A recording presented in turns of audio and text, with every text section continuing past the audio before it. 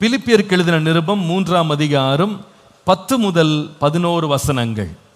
இப்படி நான் அவரையும் அவருடைய உயிர்த்தெழுதலின் வல்லமையையும் அவருடைய பாடுகளின் ஐக்கியத்தையும் அறிகிறதற்கும் அவருடைய மரணத்திற்கொப்பான மரணத்திற்குள்ளாகி எப்படியாயினும் நான் மரித்தோரில் இருந்து உயிரோடு எழுந்திருப்பதற்கு தகுதியாகும்படிக்கு அவருக்காக எல்லாவற்றையும் நஷ்டம் என்று விட்டேன், குப்பையுமாக எண்ணுகிறேன். எல்லாரும் சேர்ந்து நாம் ஒரு முறை 10 to 11 வசனங்களை சேர்ந்து வாசிக்கலாமா? சத்தமா வாசிப்போம். இப்படி நான், சத்தமா வாசிக்க சொன்னேன், இப்படி நான்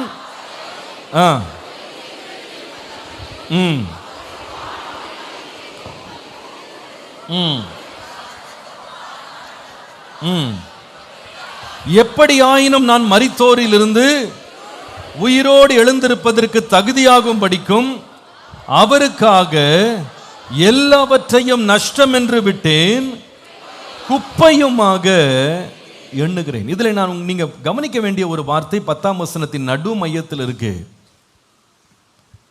அவருடைய உயிர்த்தெழுதலின் வல்லமையை அறியணும், அவருடைய மரணத்திற்கொப்பான மரணத்திற்குள்ளாக வேண்டும், எப்படி ஆகிலும் மரித்தோரிலிருந்து உயிரோடு எழுந்திருப்பதற்கு தகுதியாக வேண்டும். இயேசு மரித்தது உண்மை, இயேசு அடக்கம் பண்ணப்பட்டது உண்மை. ஆனால் இயேசு உயிரோடு எழுந்திருக்கிறார் என்கிற சத்தியத்தை நாம் ஒவ்வொருவரும் அறிந்திருந்தால்தான் நம்முடைய கிறிஸ்தவ வாழ்க்கையினுடைய அஸ்திவாரம் உறுதிப்படும்.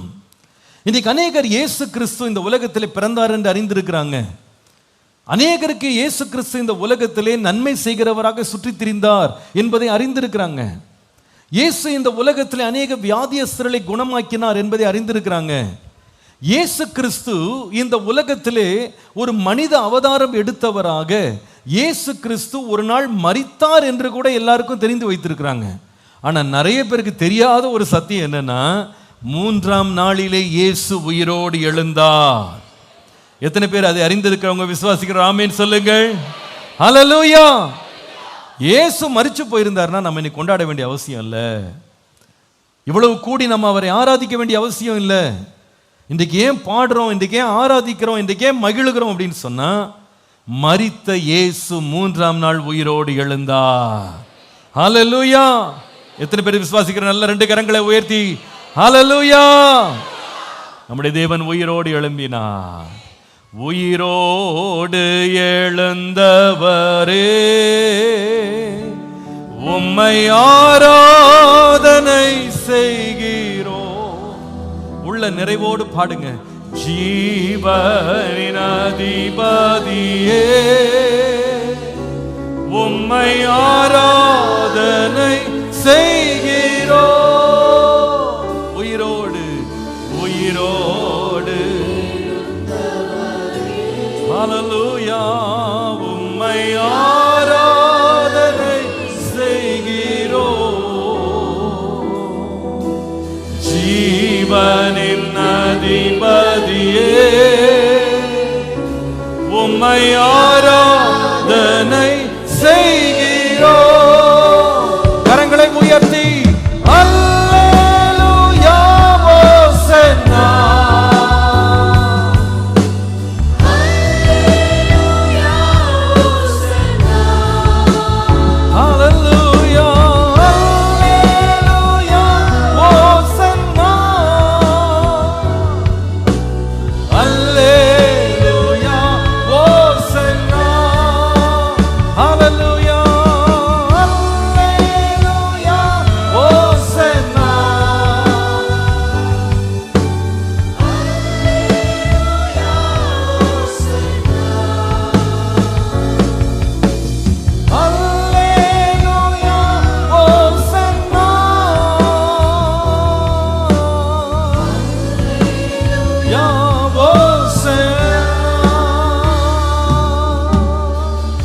ஹல்லேலூயா. அவருடைய உயிர்த்தெழுதலின் வல்லமை, எல்லாரும் வாய் திறந்து சொல்லுங்க. இந்த உயிர்த்தெழுதலின் வல்லமையை காதால் கேட்டது மாத்திரமல்ல, அவன் படித்து உணர்ந்தது மாத்திரமல்ல, சாட்சிகளால் அவன் அறிந்தது மாத்திரமல்ல, பவுலுக்கு ஒரு வாஞ்சை இருந்தது. இந்த உயிர்த்தெழுதலின் வல்லமையை என்னுடைய வாழ்க்கையில் நான் அனுபவிக்கணும். இந்த உயிர்த்தெழுதலின் வல்லமையை நான் அறிய வேண்டும், அதை அனுபவிக்க வேண்டும், என் வாழ்க்கையில் அதை அனுபவமாக மாற்ற வேண்டும். உயிர்த்தெழுதல், இயேசு ஆராதிக்கப்படத்தக்கவர் என்று நாம் அறிந்திருக்கிறோம். இயேசு உயிரோடு எழுந்தார் என்பதை நாம் அறிந்திருக்கிறோம். இயேசு உயிரோடு எழுந்தார் என்பதை நாம் பறைசாற்றுகிறோம்.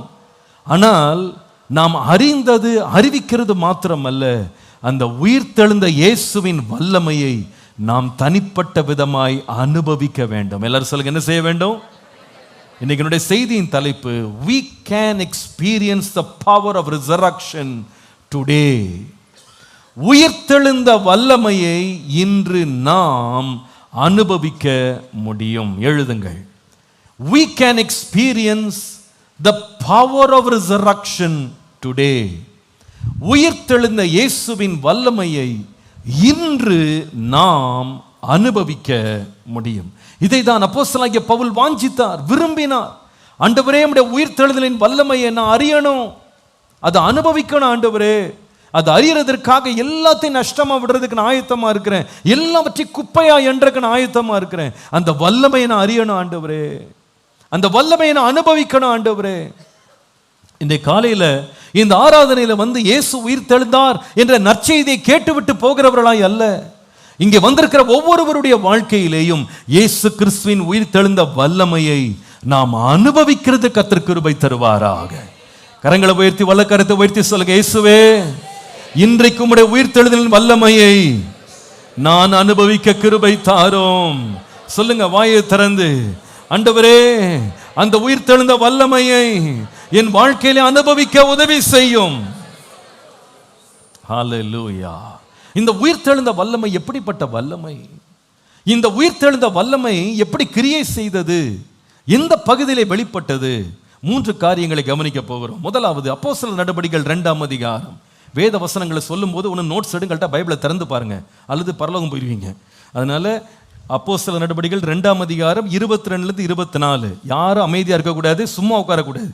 சர்ச்சுக்கு வந்தீங்கன்னா ஆக்டிவாக இருக்கணும். நாங்கள் எப்படி இருக்கோம் பாருங்கள், அதை பார்த்துட்டு நீங்களும் ஆக்டிவாக இருக்கணும். ஒன்று நோட்ஸ் எழுதுங்க, அல்லது பைபிளை திறந்து பாருங்கள். யாரும் எனக்காக இப்போ ஜெபம் பண்ண வேணாம், நான் ஜெபம் பண்ணிட்டு தான் வந்திருக்கிறேன்.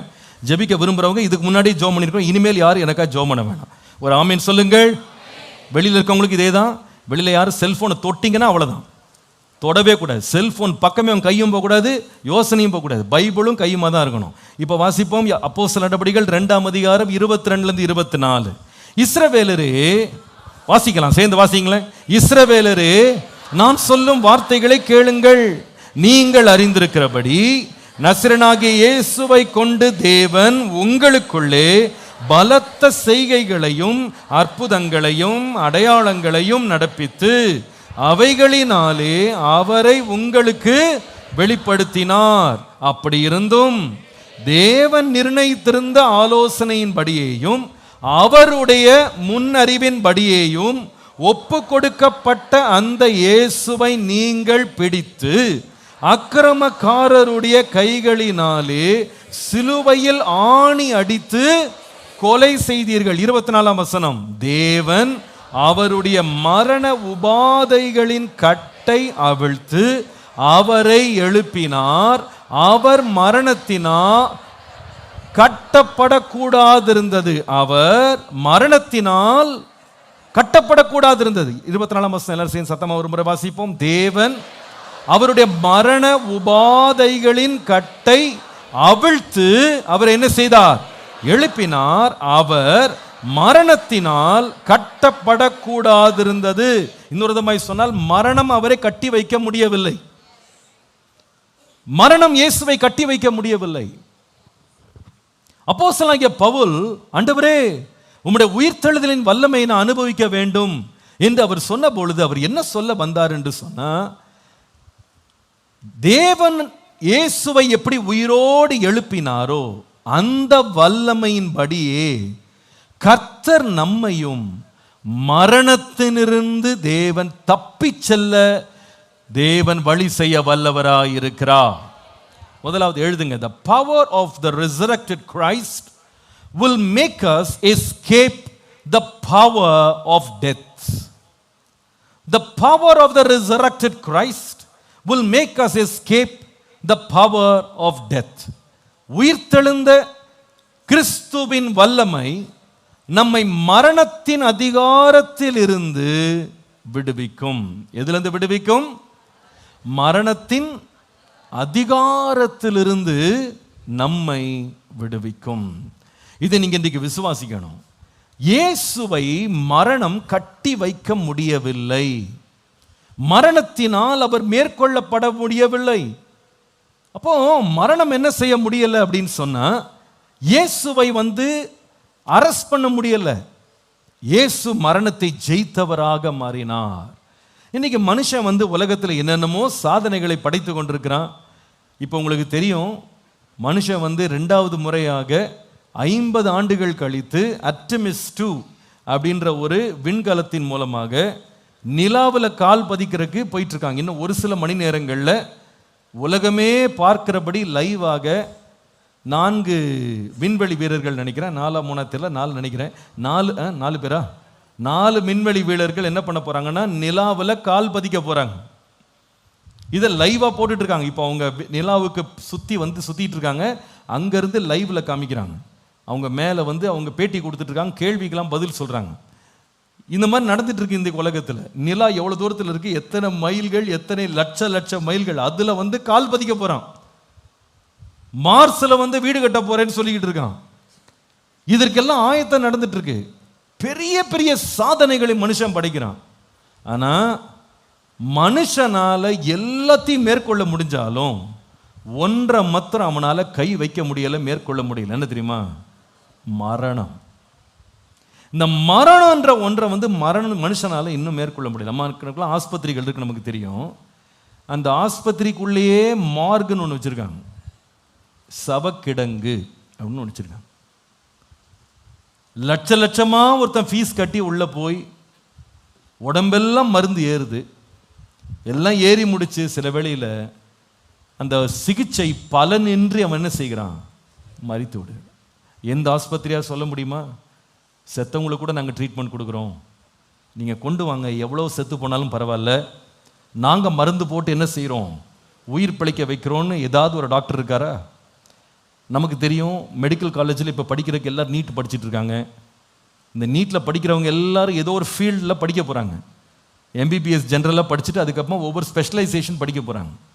அதில் பார்த்தீங்கன்னா எலும்புக்கு ஒரு ஸ்பெஷலிஸ்ட்டு, நரம்புக்கு ஒரு ஸ்பெஷலிஸ்ட்டு, இருதயத்துக்கு ஒரு ஸ்பெஷலிஸ்ட்டு, லங்ஸுக்கு ஸ்பெஷலிஸ்ட்டு, கிட்னிக்கு ஸ்பெஷலிஸ்ட்டு, அதுக்கப்புறமா தோலுக்கு ஸ்பெஷலிஸ்ட்டு, தலைமுடிக்கு ஸ்பெஷலிஸ்ட்டு, கண்ணுக்கு ஸ்பெஷலிஸ்ட்டு, வாய்க்கு ஸ்பெஷலிஸ்ட்டு, பல்லுக்கு ஸ்பெஷலிஸ்ட்டு, எல்லாத்துக்கும் ஸ்பெஷலிஸ்ட் இருக்காங்க. செத்தவங்கள உயிரோடு எழுப்புற ஸ்பெஷலிஸ்ட் அப்படின்னு ஏதாவது ஒரு ஃபீல்டு இருக்கா? எல்லாத்தையுமே தன்னுடைய கட்டுப்பாட்டுக்குள்ள கொண்டு வர்றதுக்கு மனுஷன் என்னை கண்டுபிடிச்சிட்டான். சமீபத்தில் ஒரு சகோதரியை சந்தித்தேன். அந்த அம்மாக்கு 75 வயது. 2 மாதங்களுக்கு முன்பாக வீட்டில் தவறி விழுந்துட்டாங்க. விழுந்ததில் இடுப்பு நொறுங்கி போச்சு. ரொம்ப வேதனை அந்த அம்மா பட்டாங்க. ஆனால் 2 மாதம் கழித்து அந்த அம்மா இப்போ நடக்கிறாங்க. என்னன்னு கேட்டால் அந்த முழு இடுப்பையுமே மாற்றிட்டாங்களாம். என்னங்க இது? இடுப்பு முழுசியுமே உள்ள இருக்க அத்தனை எலும்பையும் எடுத்துட்டு அதை ஒரு காம்போசிட் மெட்டீரியல் வச்சு அதை புதுசாக அதே மாதிரி ஒரு இடுப்பை வடிவமைச்சு உள்ள ஃபிக்ஸ் பண்ணி விட்டாங்க. அந்த அம்மா நடக்கிறாங்க. இப்போ விந்தையா இருக்கு. இதெல்லாம் பார்க்கும்போது ஆச்சரியமா இருக்கு. சமீபத்தில் கண்ணு டெஸ்ட் பண்ண போயிருந்தேன். அந்த ஆஸ்பத்திரியில் நம்ம சபை விசுவாசிகள் கொஞ்சம் பேர் இருக்காங்க. அப்போ அவர்களோடு பேசினேன். இந்த முறை போய் பேசிட்டு இருக்கும்போது அங்கே போட்டிருந்துச்சு, டொனேட் யுவர் ஐஸ் அப்படின்னு சொல்லி போட்டிருந்துச்சு. கண் தானம் செய்யுங்கள். நமக்கு இது புதுசாக இருக்கு இல்லையா, நமக்கு தெரியாது, மெடிக்கல் ஃபீல்டு தெரியல ரொம்ப. அப்போ நான் சிஸ்டத்தை கேட்டுட்டு இருந்தேன், சிஸ்டர் கண்ணு தானம் பண்ணுங்கன்னு சொல்கிறாங்களே, என்ன பண்ணுவாங்க? நம்ம கண்ணை அப்படியே எடுத்து இன்னொருத்தர் கண்ணுக்குள்ளே வச்சுருவாங்களான்னு கேட்டேன். அவங்க சொன்னாங்க, அப்படி இல்லைப்பா சார், இந்த கண்ணில் கார்னியான்னு ஒன்று இருக்குது. அந்த கார்னியாவில் 5 லேயர்ஸ் இருக்குது. 5 லேயர் இருக்கான். அந்த நடு கருவெளி இருக்குது பாருங்கள், அதில் 5 லேயர் இருக்கான். இந்த 5 லேயரில் சில பேருக்கு ஏதாவது ஒரு லேயர் பழுதுபட்டுருமா. அப்போ இந்த கண் மொத்த பாலையும் அப்படியே எடுத்துட்டு அதை பதப்படுத்தி வச்சுட்டு அந்த 5 லேயர்ல எந்த லேயர் பாதிக்கப்பட்டதோ அந்த லேயரை மட்டும் எடுத்து அதில் இன்னொருத்தனுக்கு வச்சிருவாங்களாம். வச்சு அவனுடைய கண்ணை பார்க்க வைப்பாங்களாம். இதை கேட்கும் போது எனக்கு அது எவ்வளோ திக்காக இருக்குன்னு கேட்டேன். பாஸ்டர், பேப்பரை விட பல 100 மடங்கு மெலிசானது தான் அந்த லேயர் அப்படின்னாங்க. அப்பா, இதை பார்க்கறதுக்கு ஒரு அறிவு வேணும், இதை எடுக்கிறதுக்கு ஒரு அறிவு வேணும், இதை திருப்பி பொறுத்துறதுக்கு ஒரு அறிவு வேணும். இதெல்லாம் எவ்வளோ மனுஷன் அறிவில் வளர்ந்துருக்கிறான், எவ்வளவு ஞானம் அவனுக்கு இருக்கு. கண் பார்வை இழந்தவனு கண்ணை கொடுத்துட்றாங்க, கால் இல்லாதவனு காலை பொருத்திடுறான். இப்போ இருதயமே மாற்றி அறுவை சிகிச்சை செய்கிறாங்க. கிட்னியை என்ன பண்ணுறாங்க, ஒரு மனுஷன்ட்டு எடுத்து இன்னொரு மனுஷனுக்கு பொருத்திடுறாங்க. மனுஷனால் இப்போ சரீரத்தில் மெடிக்கல் எக்ஸ்பெரிமெண்ட்ஸ் மூலமாக அவங்க ரிசர்ச் மூலமாக என்னென்னமோ சாதிக்கிறாங்க. ஒருத்தர் ரத்தத்தை எடுத்து இன்னொரு ரத்தத்தை கொடுத்து உயிரை பிழைக்க வச்சிடுறாங்க. ஆனால் போன உயிரை என்ன பண்ண முடியல, கொண்டு வரும்.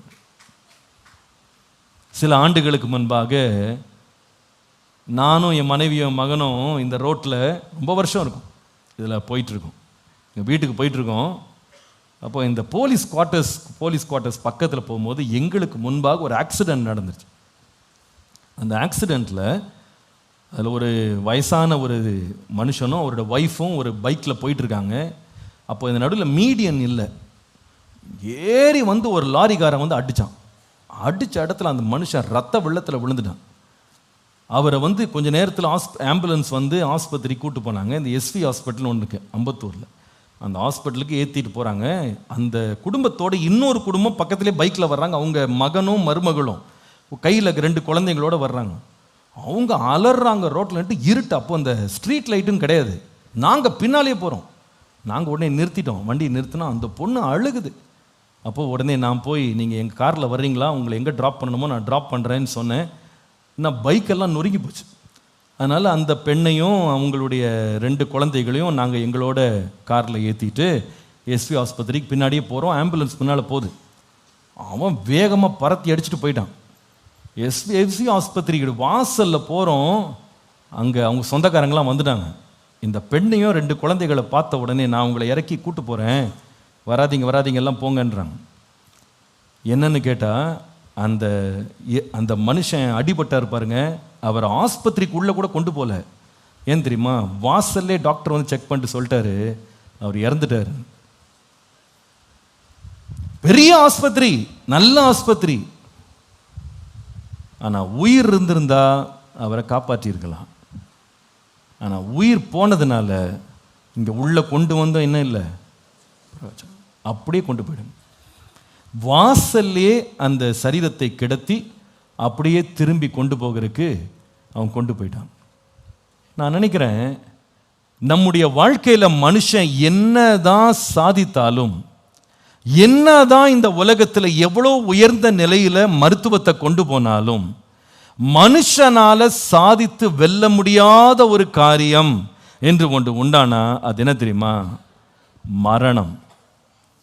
மரணத்தின் மேல் மனுஷனுக்கு என்ன இல்லை, அதிகாரம் இல்லை. ஆனால் வேதம் சொல்லுகிறது, இயேசு மரித்து அடக்கம் பண்ணப்பட்ட போது வேதம் சொல்லுகிறது, அவரை மரணம் கட்டி வைக்க முடியவில்லை.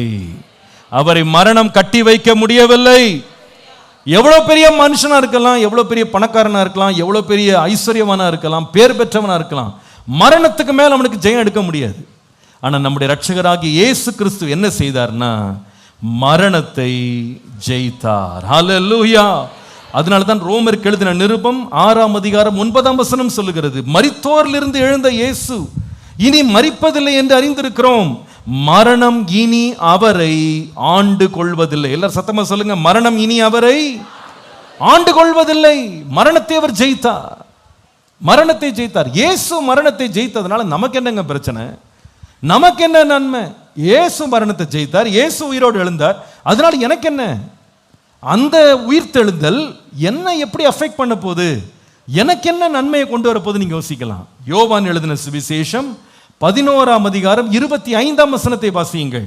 அங்கே வேதம் சொல்லுகிறது,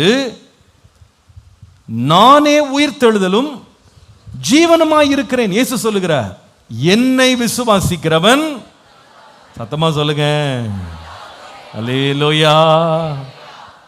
இயேசு உயிரோடு எழுந்ததுனால எனக்கு என்ன லாபம்னு கேட்டா, உயிரோடு எழுந்த இயேசுவை யார் விசுவாசிக்கிறாங்களோ அவர்கள் மரித்தாலும் பிழைப்பார்கள். அல்லேலூயா, அல்லேலூயா.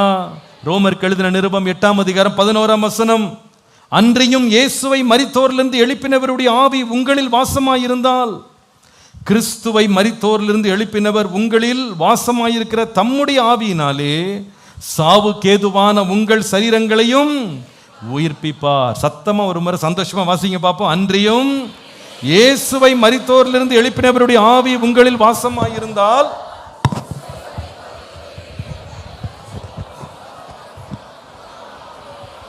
சாவுக்கேதுவான உங்கள் சரீரங்களையும் என்ன செய்வார்?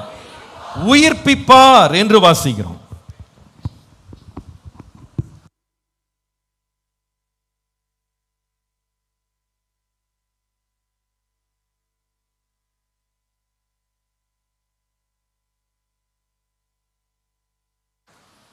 தம்முடைய ஆவியினாலே சாவுக்கேதுவான உங்கள் சரீரங்களை உயிர்ப்பிப்பார். இந்த வார்த்தையை சொல்லும் போதே நமக்கெல்லாம் என்ன வந்துடணும்? என்ன வந்துடணும்? மரண பயம்ன்றதே நம்மளை விட்டு என்ன பண்ணிடணும்? கொஞ்சம் வருஷத்துக்கு முன்னால ஆராதனை நான் நடத்திட்டு இருந்தேன். ஆராதனை நடத்தி முடிச்சுட்டு வீட்டுக்கு போனேன். இப்போ எங்கள் சொந்தக்காரங்க ஒருத்தங்க வந்திருந்தாங்க. அவங்க என்னை பார்த்து சொன்னாங்க, கேப்ரியல், வர்ஷிப்பு ரொம்ப ரொம்ப நல்லா இருந்தது, ஆனால் உன் அன்பா கேட்டுக்கிறேன்ப்பா, இந்த பாட்டெலாம் பாடாதாப்பா. என்ன பாட்டு? என்ன என்ன தப்பா பாடிட்டேன்னா? ஏதாவது என்ன பாட்டு? உம்மண்டை தேவனேன்னு பாடுறியப்பா, அதெல்லாம் நீ ஆராதனையில் பாடக்கூடாது அப்படின்னா. ஏன் அப்படின்னு கேட்டேன். இதெல்லாம் ஆராதனையில் பாடுற பாட்டா இது?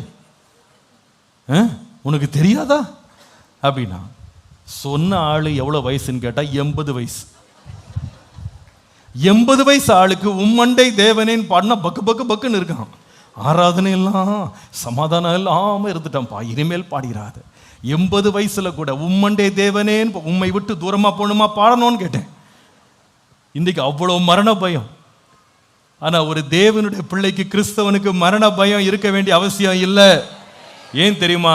நம்முடைய இயேசு உயிரோடு எழுந்தார். அவர் மரணத்தை ஜெயித்தார். அவரை விசுவாசிக்கிறவன் மரித்தாலும் என்ன செய்வான்?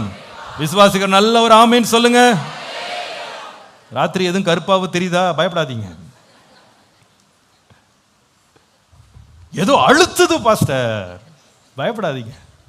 ஏன் நான் பயப்பட மாட்டேன் அப்படின்னா, என் இயேசு உயிரோடு எழுந்தார். மரணத்தை அவர் ஜெயித்தார். அல்லேலூயா. இயேசு சொன்ன வார்த்தையை பாருங்க.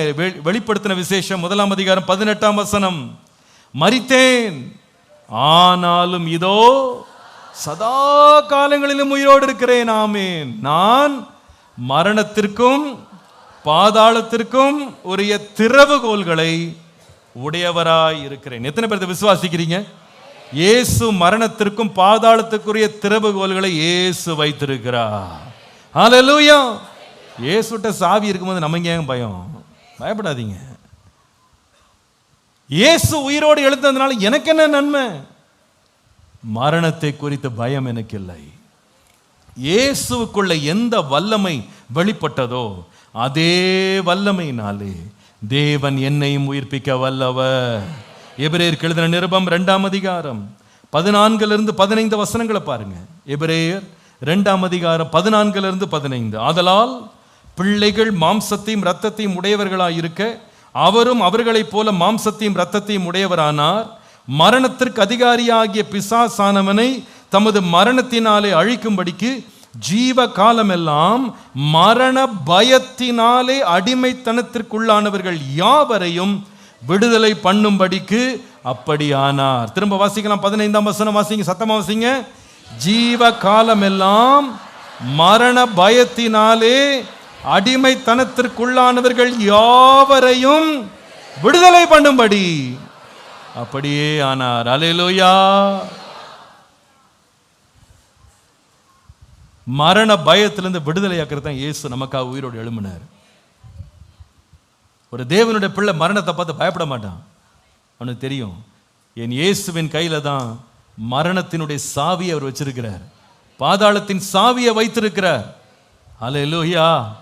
அவர் கையில சாவி இருக்கும்போது நான் ஏன் பயப்படணும்? எனக்கு எந்த பயமும். உயிர்த்தெழுதல் எனக்குள்ளே எப்படி கிரியை செய்கிறது, எப்படி இந்த உயிர்த்தெழுதலை நான் அனுபவிப்பது? முதலாவது நான் சொல்லுவேன், இந்த உயிர்த்தெழுதலின் வல்லமையினாலே நான் மரணத்தின் வல்லமையிலிருந்து நான் விடுவிக்கப்படுகிறேன். மரணத்தின் வல்லமை அதிகாரத்திலிருந்து நான் விடுவிக்கப்படுறேன். மரணம் என்னை ஆண்டு கொள்ளுவதில்லை, என்னை ஆளுகை செய்கிறவர் கர்த்தர். விசுவாசிக்கிற ஆமேன்னு சொல்லுங்க பாப்போம். மரணம் என்ன செய்கிறது இல்லை, ஆண்டு கொள்றதில்லை. என்னை ஆளுகிறவர் யார்? இயேசுதான் என்னை ஆளுகிறார். அதனால நான் மரணத்தை பற்றி பயப்படுறதில்லை. என்னுடைய ஆளுகை கர்த்தருடைய கரத்தில் இருக்கிறது. என்னுடைய ஜீவன் கர்த்தருடைய கரத்தில் இருக்கு. என்னுடைய ஜீவன் கர்த்தருடைய கரத்தில் இருக்கு. விசுவாசிக்கிறவங்க 2 கையை உயர்த்தி சொல்லுங்க, ஆண்டவரே என் ஜீவன் உண்மையிலே இருக்கிறதப்பா, என் ஜீவன் உண்மையிலே இருக்கிறது, எனக்கு குறித்திருக்கிறதை நிறைவேற்றுவே. அல்லேலூயா. நீங்க அனுமதிக்காம ஒரு நாள் எக்ஸ்ட்ரா நான் வாழ போறதில்லை. நான் மரித்தால் எனக்கு தெரியும், மரணத்தை ஜெயித்த ஒரு இயேசு எனக்கு இருக்கிறா. அல்லேலூயா. நான் மரித்தாலும் பிழைப்பேன், மரித்தாலும் நான் பிழைப்பேன். ஏன் தைரியம் வருது அப்படின்னு கேட்டா, இயேசு எனக்கு முன்பாக உயிர் தெழுந்தார். அவர் மரிச்சிருந்தார்னா எனக்கு இந்த நம்பிக்கை இருக்காது. எனக்கு மரணத்தை பார்த்து பயப்படணும். ஐயோ இயேசுவே உயிர் தெழுறேன்னு சொல்லிட்டு எழும்பலங்க, அப்படியே கல்லறை மூடியே இருக்கு, அவரே அவர் வார்த்தையை காப்பாற்ற முடியலன்னா அவர் எப்படி என்ன காப்பாற்றுவாருன்னு நீங்க யோசிக்கலாம். ஆனா நம்முடைய ஆண்டவருடைய கல்லறை மூடப்பட்டு திறக்கப்பட்டதா இருக்கிறது. அந்த கல்லறையை பார்க்கும்போது நமக்கு தெரியும், இயேசு மரணத்தை ஜெயித்து இன்றைக்கும் ஜீவனோடு பிதாவின் வலது பார்சத்திலே உட்கார்ந்திருக்கிறது போல அவரை விசுவாசிக்கிற நானும் மரித்தாலும் பிழைப்பேன். ஹல்லேலூயா. மரணம் என்னை ஆண்டு கொள்ளுவதே. குட் ஃப்ரைடேல ஒரு வசனம் சொன்னேன், அதுல சொன்னேன், பிசாசானவன் சிலரை காவலிலே அடைப்பான், ஆனால் மரண பரியந்தம் எப்படி இரு, மரண பரியந்தம் உண்மையாயிரு அப்படின்னு சொல்லி வாசிக்கிறோம். அப்போ மரண பரியந்தம் உண்மையா இருக்கணும் அப்படின்னா பிசாசால என்ன செய்ய முடியும்னா, நம்ம வாழ்க்கையில மரணத்திற்கு ஏதுவான துன்பத்தை நம்ம வாழ்க்கையில கொண்டு வர முடியும். மரணத்துக்கு ஏதுவான போராட்டத்தை நம்முடைய வாழ்க்கையில கொண்டு வர முடியும், மறந்துடாதீங்க. ஆனால் வேதம் சொல்லுகிறது, அப்படி அவன் நம்ம வாழ்க்கையில மரணத்துக்கு ஏதுவான போராட்டத்தை கொண்டு வந்தாலும் நமக்கு என்ன நம்பிக்கை, என்ன தைரியம் இருக்கு அப்படின்னு கேட்டா, இந்த மரணத்தை அவன் கொண்டு வந்தா கூட ஆண்டவர் சொல்றாரு, உங்க சரீரத்தை கொல்லுகிறவர்களை பார்த்து பயப்படாதீங்க, அவங்கள பார்த்து பயப்படாதீங்க. அவங்க அதிகபட்சம் என்ன செய்ய முடியும்னா உன் சரீரத்துக்கு தீங்க கொண்டு வர முடியும். ஆனா நம்முடைய தேவன் யாருன்னா மரணத்தை ஜெயித்தவர். ஹல்லேலூயா. அதனால எனக்கு பயம் இல்லை. நான் ஏற்கனவே ஒரு முறை சொல்லியிருக்கேன், ஒரு முறை ஒரு ஊழியக்காரனை கொண்டு போய் சிறைச்சாலையில் அடைச்சிட்டாங்களாம். அடைச்சிட்டு அவருக்கு மரண தண்டனை அந்த ராஜா கொடுத்து விட்டார். அடுத்த நாள் அவருக்கு மரண தண்டனை அவருக்கு விதிக்கப்பட போகிற, தூக்கில் அவர் தொங்க வைக்க போறாங்க. அப்போ இதை கேள்விப்பட்ட அவருடைய சகோதரன் ஓடி வந்து அந்த அதிகாரியுடைய காலில் விழுந்து கெஞ்சினானா, ஐயோ நாளைக்கு என் சகோதரனை கொல்ல போறாங்க, அவனுக்கு மரண தண்டனை கொடுத்துட்டாங்க, இன்னைக்கு ராத்திரி அவன் எவ்வளோ மனசு கலங்கி போயிருப்பான், இன்னைக்கு ஒரு ராத்திரி அவனோடு நான் படுத்துக்கிறதுக்கு எனக்கு இடம் கொடுக்குறீங்களா அப்படின்னு. இது பல 100 ஆண்டுகளுக்கு நடந்தது. அவனுடைய சிறைச்சாலை நான் அவனோட சேர்ந்து ஒரு ராத்திரி அவனோட ஸ்பெண்ட் பண்ணுறேன், அவன் மரணத்தை சந்திக்கிறதுக்கு நான் கொஞ்சம் உதவியாக இருக்கேன், ஒத்தாசிர காலில் விழுந்து கெஞ்சினான். உடனே அந்த அதிகாரிக்கு இறக்கம் வந்தது. சரி பரவாயில்ல, இன்னைக்கு கடைசி இரவு அவன் உலகத்தில் இருக்கான், நீ கூட இருந்துக்கோ, போய் படுத்துக்கோன்னு சொல்லி அவன் அனுப்பினான். இவனை பார்த்த உடனே அந்த ஊழியக்காரன், நீ எதுக்கு இங்கே வந்த அப்படின்னு கேட்டானா. என்னென்ன உங்களுக்கு தெரியாதா, நாளைக்கு உங்களுக்கு மரண தண்டனை கொடுக்க போகிறாங்க, உங்களுக்கு எவ்வளோ கஷ்டமாக இருக்கும், பயமாக இருக்கும்ல, அதனால இன்றைக்கி ராத்திரி உங்களை ஆறுதல் படுத்தி தைரியப்படுத்துறதுக்காக நான் வந்திருக்கேன், உங்களோட நான் இன்றைக்கி ராத்திரி படுத்துக்கிறேன் அப்படின்னு. அதை கேட்டவன் இந்த ஊழியக்காரன் சொன்னானா, போ வீட்டுக்கு போய் படுத்துங்க, என் வாழ்க்கையிலே நிம்மதியாக இன்றைக்கி தான் தூங்க போகிறேன் அப்படின்னு. என்னண்ணா சொல்கிறீங்க? ஆமாம், நாளை காலையில் இந்த உலகம் எனக்கு மரண தண்டனை கொடுக்கலாம், ஆனால் நான் இந்த உலகத்தை விட்டு என்னை ரட்சித்த இயேசுவோடு நான் இருக்க போகிறேன், நான் மரித்தாலும் பிழைப்பேன், நான் மரணத்தை பற்றி பயப்படுறதே இல்லை. ஹல்லேலூயா. இயேசு என்னோடு இருந்தா நான் சாவதில்லை, நான் என்றென்றும் பிழைத்திருப்பேன். எப்படிப்பா அவனுக்கு இந்த நம்பிக்கை வருதுன்னு கேட்டா, இயேசுவை பாருங்க, அவரை கொண்டு போய் மரிக்க அடக்கம் பண்ணாங்க, ஆனாலும் அவர் உயிரோடு எழுந்தார். அவர் உயிர் தெழுந்ததுனால மரணத்தை குறித்த பயமோ கலக்கமோ எனக்கு இல்லை. மரண பயம் இல்லைன்றவங்கள ஒரு ஆமீன் சொல்லுங்கள். அல்லேலூயா, அல்லேலூயா.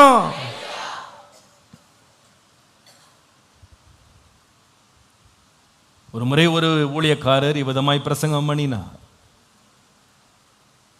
இயேசுவை சந்திக்க ஆயத்தப்படுங்கள், இன்றைக்கு இயேசுவை சந்திக்க ஆயத்தப்படுங்கள், யார் ஆயத்தமாக விரும்புகிறீர்கள் அப்படின்னு அவர் ஆக்ரோஷமா பிரசங்கம் பண்ணிட்டு இருந்தார். இன்றைக்கு மரித்தால் இயேசுவை சந்திக்க ஆயத்தப்படுங்கள் அப்படின்னார். எல்லாரும் உற்சாகம் அடைஞ்சிட்டாங்க. இன்றைக்கு இயேசுவை சந்திக்க விரும்புகிறவர்கள் எல்லாருக்காக நான் ஜெபிக்க விரும்புகிறேன், முன்னால வாங்க என்னாங்க. ஒருத்தர் கூட வரவில்லை.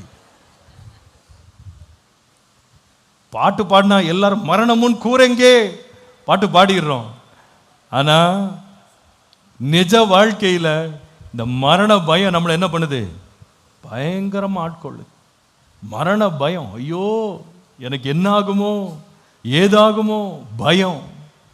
நான் சொல்லுவேன், இயேசு உயிர் தெழுந்தார் என்கிற சத்தியத்தை நீங்க அறிந்திருந்தீங்கன்னா மரணத்தை கண்டு நீங்க பயப்படவே மாட்டீங்க. கர்த்தர் என்னங்க சத்தமே வர மாட்டேங்குது? அல்லேலூயா. அது வர்றப்ப வரும். ஆனா எனக்கு நம்பிக்கை இருக்கு, நான் மரித்தாலும் பிழைப்பேன். அல்லேலூயா. இயேசுவை மரணம் ஆண்டு கொள்ளாதது போல மரணம் என்னை ஆண்டு கொள்ளாது. கிறிஸ்துவுக்குள்ளே வாழுகிற எனக்கு எப்பொழுதும் வெற்றி இருக்கிறது. எத்தனை பேர் விசுவாசிக்கிறீங்க? கிறிஸ்துவுக்குள்ளே வாழுகிற எனக்கு எப்பொழுதும் என்ன துன்பம் வந்தாலும் நான் கலங்கவே மாட்டேன். யார் என்னை கைவிட்டு போனாலும் நான் பயப்படவே மாட்டேன். ஆண்டவர் எனக்கு கொடுக்கிற ஜெயத்துக்காக உமக்கு, கிறிஸ்துவுக்குள் வாழும் எனக்கு எப்போதும் வெற்றி உண்டு. கிறிஸ்துவுக்குள் வாழும் எனக்கு எப்போதும் வெற்றி உண்டு. கரங்களை தட்டி, வெற்றி உண்டு, வெற்றி உண்டு, வெற்றி உண்டு, எனக்கு வெற்றி உண்டு, வெற்றி உண்டு, வெற்றி உண்டு, வெற்றி உண்டு, வெற்றி உண்டு, வெற்றி உண்டு, எனக்கு வெற்றி உண்டு, வெற்றி உண்டு, வெற்றி உண்டு. என்னென்ன துன்பம் வந்தாலும் நான் கலங்கிடவே மாட்டேன். என்னென்ன துன்பம் வந்தாலும் நான் கலங்கிடவே மாட்டேன். யார் என்ன சொன்னாலும், யார் என்ன சொன்னாலும் நான் சோர்ந்து போக மாட்டேன், நான் சோர்ந்து போக மாட்டேன். கிறிஸ்துவுக்குள் வாழும் எனக்கு எப்போதும் வெற்றி உண்டு. கிறிஸ்துவுக்குள் வாழும் எனக்கு எப்போதும் வெற்றி உண்டு. ஹல்லேலூயா. எனக்கு தோல்வி இல்லை, வெற்றி. தேவன் கொடுக்கிற ஜெயத்துக்காக கர்த்தருக்கே. அப்போ இயேசு கிறிஸ்துவினுடைய அந்த உயிர்த்தெழுதலின் வல்லமையை நான் எப்படி அனுபவிக்க முடியும் அப்படின்னு கேட்டா, முதலாவது அந்த இயேசு கிறிஸ்துவின் உயிர்த்தெழுத வல்லமையினால நானும் மரணத்தின் அதிகாரத்திலிருந்து விடுவிக்கப்படுவேன். இரண்டாவது, இந்த இயேசு கிறிஸ்துவின் உயிர்த்தெழுந்த வல்லமையினால எனக்கு என்ன நன்மை என்று கேட்டா, மத்தேயு எழுதின சுவிசேஷம் 27ஆம் அதிகாரம் 59 60 வசனங்களை பாருங்கள். மத்தேயு 27 59 60. யோசேப்பு அந்த சரீரத்தை எடுத்து துயதான மெல்லிய துப்பட்டியிலே சுற்றி தான் கண்மலையில் வெட்டியிருந்த தன்னுடைய புதிய கல்லறையில் அதை வைத்து கல்லறையின் வாசலில் ஒரு பெரிய கல்லை என்ன செய்தான்? புரட்டி போட்டான். இந்த சம்பவத்தை நான் சற்று விளக்க விரும்புகிறேன். நம்முடைய இரட்சகராகிய இயேசு கிறிஸ்து மரித்த போது அவரை சீலைகளில் சுற்றி அவங்க என்ன செய்தாங்கன்னா, யோசேப்பு, அரிமத்தியா ஊரானாகிய யோசேப்பு என்பவன் தன்னுடைய சொந்த புதிய கல்லறையில் இயேசுவின் சரீரத்தை கொண்டு போய் உள்ளே வைத்தான். வைத்து விட்டு நிக்கோதேமும் கூட வந்தார். 2 பேரும் ஒன்றா போகிறாங்க. போய் இந்த இயேசுவின் சரீரத்தை அடக்கம் பண்ணுறாங்க. கண்டிப்பாக அவங்களுடைய வேலைக்காரர்லாம் வந்திருப்பாங்கன்னு நினைக்கிறேன். ஆனால் முக்கியமாக இந்த 2 பேர் தான் இருந்தாங்க. ஏன்னாண்டா யோசேப்பு ஒரு பெரிய ஐஸ்வர்யவானாக இருந்தால் கண்டிப்பாக நிறைய பேர் வந்திருப்பாங்கன்னா ஒரே சரீரத்தை 2 பேர் தூக்க முடியாது. கண்டிப்பாக நிறைய பேர் உதவி செஞ்சுருப்பாங்க. எல்லாருமே யோசேப்போட ஆட்களாக இருந்திருப்பாங்க நான் நம்புகிறேன். இவங்க எல்லாம் எடுத்துகிட்டு போய் இயேசுவின் சரீரத்தை அடக்கம் பண்ணுறாங்க. அடக்கம் பண்ணிட்டு இவங்க என்ன பண்ணுறாங்கன்னா, இந்த இந்த அடக்கம் பண்ண அந்த கல்லறை இருக்கு பாருங்க, இந்த கல்லறையினுடைய முகப்புல ஒரு பெரிய கல்லை புரட்டி அதை மூடுகிறாங்க. நான் இந்த படத்தை போட்டேன் நினைக்கிறேன், அது போட்டிருக்காங்களா தெரியல. இந்த இஸ்ரவேல் தேசத்தில் இந்த படத்தை நீங்கள் பார்க்குறீங்க பாருங்க, இதை மாதிரி இது வந்து ரியல் கல்லறை இது. ஆனால் இயேசுவின் கல்லறை கிடையாது. யூதர்கள் அந்த யூஸ் பண்ண கல்லறை. கரெக்டாக இயேசுவின் கல்லறை எதுன்னு இப்போ கண்டுபிடிக்க முடியல. பட் நிறைய பேர் நிறைய கணிப்புகளை வைத்திருக்கிறாங்க. பட் இது வந்து ரியல் கல்லறை. இப்போ இந்த கல்லறையை பார்த்தீங்கன்னா இது வந்து அப்படியே அந்த கண்மலையில் அப்படியே தோண்டி அப்படியே உள்ளே வந்து ரூம் மாதிரி வச்சுருப்பாங்க. இன்னொரு படத்தையும் போட்டிருக்கேன், அது நீங்கள் பார்த்தீங்கன்னா தெரியும். அதில் வந்து இப்படி தான் ஒரு கல்லறைக்குள்ளே இருக்கும். பாருங்கள் எப்படி இது வந்து கல்லறையை ஓப்பன் பண்ணால் உள்ளே எப்படி இருக்கும்னு அப்படி காமிக்கிறோம் பாருங்கள் அந்த படத்தில். இதில் பார்த்தீங்கன்னா இப்போ இது இந்த துவாரத்தின் வழியாக இந்த சின்ன வாசல் வழியாக ஒரு ஆள் தான் போக முடியும். அந்த வாசல் வழியாக உள்ளே போனால் இவ்விதமாக அநேக இடங்கள் இருக்கும். அதில் வந்து பல மனிதர்களுடைய எலும்புகளை சரீரத்தை வந்து இந்த மாதிரி வைப்பாங்க. அந்த ஒரு சரீரத்தை மட்டும் இப்போ துணியில் சுற்றிருக்காங்க பார்த்தீங்களா, சுற்றி ஃபுல்லாக கட்டிடுவாங்க. இதில் வந்து 3 நாளைக்கு அப்புறமா வந்து திரும்ப வந்து என்ன பண்ணுவாங்கன்னா வெள்ளைப்போளம் அந்த மாதிரி நிறைய ஸ்பைசஸ்லாம் வச்சு அந்த சரீரத்துக்குள்ளே ஃபுல்லாக பேக் பண்ணுவாங்க. அப்போ கொஞ்ச நாள் பதப்படுத்தப்பட்டிருக்கும் அப்படின்னு வச்சுருப்பாங்க. இப்போது நல்லா கவனிங்க, இந்த முகப்பில் என்ன பண்ணாங்க அப்படின்னு சொன்னால் வேதத்தின்படி படிக்கிறோம், ஒரு பெரிய கல்லை என்ன செய்தானா புரட்டி போட்டார்கள் என்று சொல்லி பார்க்குறோம். அதில் இந்த கல்லை வச்சு மூடினாங்க. இந்த கல்லை பார்த்தீங்கன்னா இன்னொரு படத்துல உங்களுக்கு தெரியும், அதில் வந்து அந்த கல்லை உருட்டுறதுக்குன்னு ஒரு சின்ன பாதை போல் இருக்கும், ஒரு சின்ன ஒரு அகழி போல் இருக்கும். இந்த கல் வந்து எவ்வளவு கனம் அப்படின்னு கேட்டால் எவ்வளோ வெயிட்னு கேட்டால் கிட்டத்தட்ட 2 டன் 4 அடி உயரம் உள்ளது, 1 அடி கிட்டத்தட்ட அகலம் உள்ளது. இது அப்படியே கற்பாறையிலே அப்படியே தோண்டி எடுத்தது. இதை வந்து என்ன பண்ணுவாங்கன்னா கண்டிப்பாக ஒரு 4-5 பேர் சேர்ந்து என்ன பண்ணணும், இதை அப்படியே உருட்டிட்டு வந்து அப்படியே திருப்பி க்ளோஸ் பண்ணி வைக்கணும். இது வந்து சாதாரணமான ஒரு கல் இல்லை. ஏனென்றால் நீங்கள் மார்க் எழுதின சுவிசேஷம் 16ஆம் அதிகாரம் 3ஆம் வசனத்தில் படிக்கும்போது கல்லறையின் வாசலில் இருக்கிற கல்லை நமக்காக எவன் புரட்டி கொள்ளுவான், புரட்டி தள்ளுவான் என்று ஒருவரோடு ஒருவர் யார் சொல்லிட்டாங்க, இந்த சகோதரிகள் சொல்லிட்டாங்க. 3ஆம் நாளில் ஞாயிற்றுக்கிழமை அன்றைக்கு காலையில் இயேசுவை சந்திக்க வந்தபோது, அந்த கல்லறைக்கு வந்தபோது இந்த கல்லை யார் நமக்கா புரட்டி போடும், எத்தனை பேர் சொன்னாலும் 3 பேர் சொல்லியிருக்காங்க.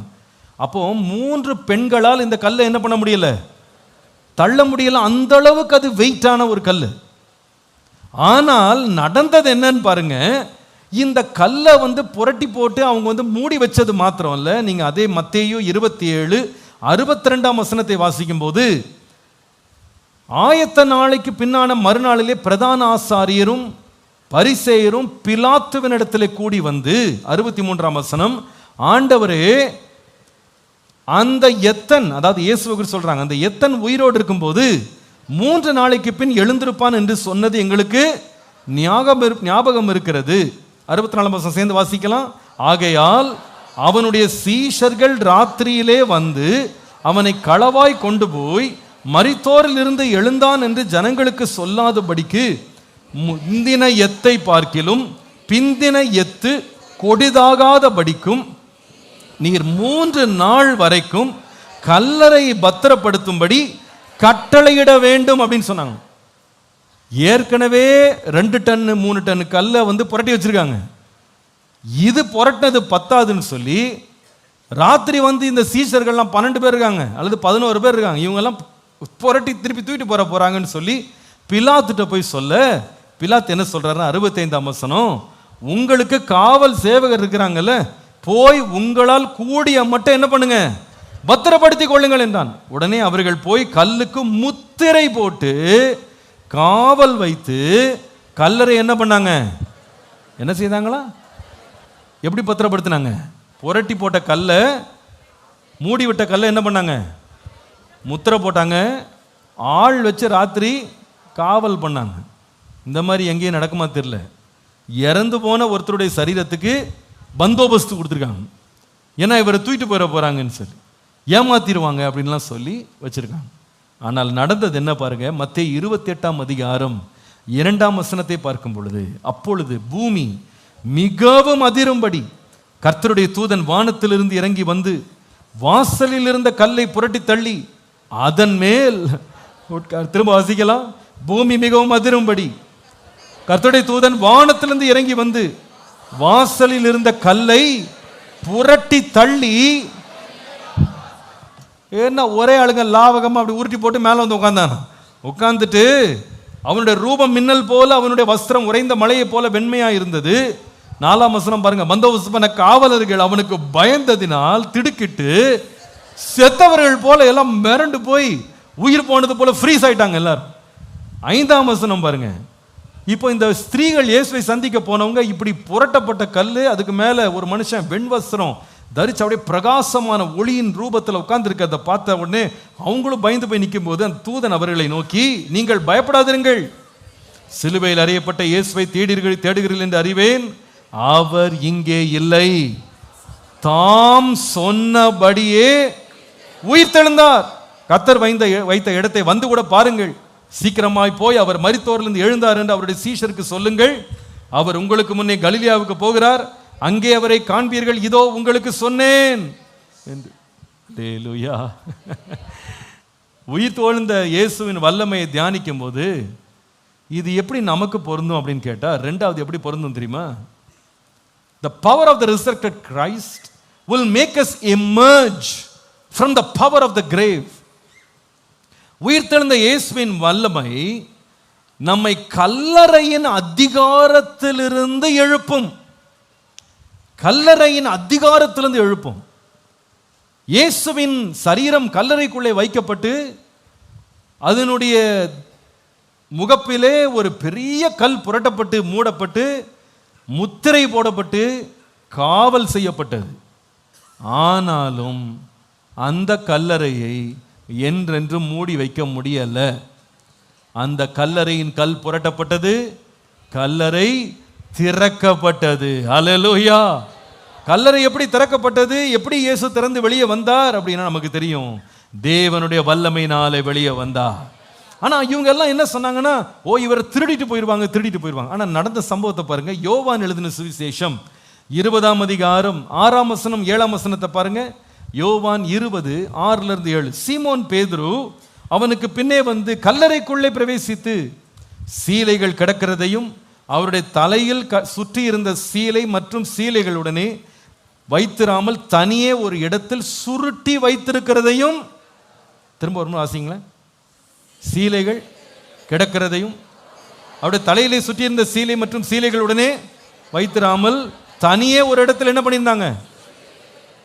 ஏங்க, பொதுவாக திருடுறவனை பார்த்தீங்கன்னா, உதாரணமாக உங்கள் வீட்டில் வந்து ஏதாவது ஒரு பொருளை திருடுறவன், உதாரணமாக நீங்கள் உங்கள் புடவைக்குள்ள பத்திரமா அதை ஒளிச்சு வச்சுருக்கீங்க, அவன் எடுத்துகிட்டு போயிட்டான். எடுத்துகிட்டு போகும்போது திருப்பி புடவையெல்லாம் அடித்து அயன் பண்ணி வச்சுட்டு அங்கே போவான். சொல்லுங்கள். கிச்சன் திறந்தான், ஏதோ ஒரு பீரோவை திறந்தான், மொத்தத்தையும் புரட்டி போட்டாங்க, கீழே எல்லாம் வலிச்சு கிடக்கு. அவன் வேண்டிய பொருளை எடுத்துட்டு பாவம் கஷ்டப்படுவாங்கன்னு வீடெல்லாம் பெருக்கி மாப்பெல்லாம் போட்டு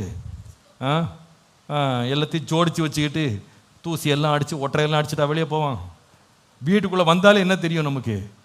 திருடன் வந்துட்டு போனான். ஏன்னா அவனுக்கு இருக்கிற கொஞ்ச நேரத்தில் திருடிட்டு சுற்றி இருக்கிற எதை பற்றியுமே என்ன பண்ண மாட்டான், சட்டை பண்ண மாட்டான், ஓடிடுவான். ஆனால் இயேசு எப்படி உயிர் தெழுதாருன்னு கேட்டால், திருடப்பட்டவராக வெளியே போலையாம், எழுந்து தலையில் சுற்றி வச்சிருந்தெல்லாம் நல்லா சுருட்டி ஓரமாக வச்சுட்டு அமைதியாக வெளியே போனாராம். எவ்வளோ அருமையான ஆண்டவருக்கா நம்ம ஆண்டவர். ஒரு முறை 2 திருடன் ஒரு பேங்கை திருட போனானா. போயிட்டு எப்படியோ ரொம்ப நாள் திட்டம் பண்ணி அந்த பேங்கை திருடணும்னு சொல்லி 2 பேரும் சேர்ந்து பேங்கினுடைய அந்த அந்த கேஸை உடைச்சிட்டான். உடைச்சி உள்ளே போனால் எக்கச்சக்கமான காசு, இந்த காசுகள் கட்டுக்கட்டாக இருந்தவொடனே ஒருத்தன் உள்ளே போய் வாரி வாரி வெளியே தள்ளியிருக்கான். இந்த இன்னொருத்தருக்காம பாருங்க, அவன் நிறைய பேக் எடுத்துகிட்டு வந்து அடுக்கி வைக்கும்போது இவன் திரும்பி பார்த்தா ஒவ்வொரு கட்டாக எண்ணிக்கிட்டு இருக்கானாம். எவ்வளோ இருக்குது, எத்தனை கட்டு இருக்குன்னு எண்ணிக்கிட்டு இருக்கானா. அப்போ உள்ளே இருக்கவன் வெளியில் இன்னொரு திருடனை பார்த்து சொன்னானா, என்னடா பண்ணிக்கிட்டு இருக்க அப்படின்னு. அப்போ வெளியில் இருக்க திருடன் சொன்னானா, எவ்வளோ திருடணும்னு நமக்கு தெரியணும்ல, அதுக்காக தான் எண்ணிக்கிட்டு இருக்கேன். இவன் சொன்னானா, அதை பற்றி நீ கவலைப்படாத, எவ்வளோ எடுத்தோன்னு நாளைக்கு பேப்பரில் வந்துடும், அவனே எழுதி வச்சிருவான், நீ கிளம்புடா முதல்ல அப்படின்னு. திருடுறவன் எவ்வளோ திருடுனேன், என்ன திருடுனேன்னு என்ன பண்ண வேண்டியதில்லை, கணக்கு பார்க்க வேண்டியதில்லை. அவன் நேரத்தை விட்டுட்டு எவ்வளவு நேரம் கிடைக்குதோ அதில் என்னத்தை எடுத்துட்டு ஓடலான்னு தான் இருப்பான். ஆனால் இயேசு எப்படி உயிர் தெழுந்தார்னா, ஏதோ திருடு நடந்த மாதிரி ஓடலை, எழும்பி தலையில் எல்லாம் சுருட்டி வச்சுட்டு அழகாக அடுக்கி வச்சுட்டு போனாராம். எவ்வளோ பெரிய தேவன் நம்முடைய தேவனுங்க. அவர் என்ன சொல்ல வந்தார் தெரியுமா? இங்கே பாரு, இந்த பாதாளத்தை விட்டு அல்லது இந்த கல்லறையை விட்டு நான் தப்பிச்செல்லாம் ஓட வேண்டியதில்லை, உயிரோடு எழுந்து புரட்டிட்டு வெளியே போவேன். அவ்வளவு வல்லமையுள்ள தேவன் நம்முடைய தேவன். அல்லேலூயா. அவருடைய வல்லமை என்ன வல்லமை அப்படின்னு கேட்டா, அப்போஸ்தலர் நடபடிகள் 2ஆம் அதிகாரம் 22 27 அங்கே அப்போஸ்தலனாகிய பேதுரு வந்து பிரசங்கம் பண்ணும்போது சொல்றார், இஸ்ரவேலரே, நான் சொல்லும் வார்த்தைகளை கேளுங்கள்.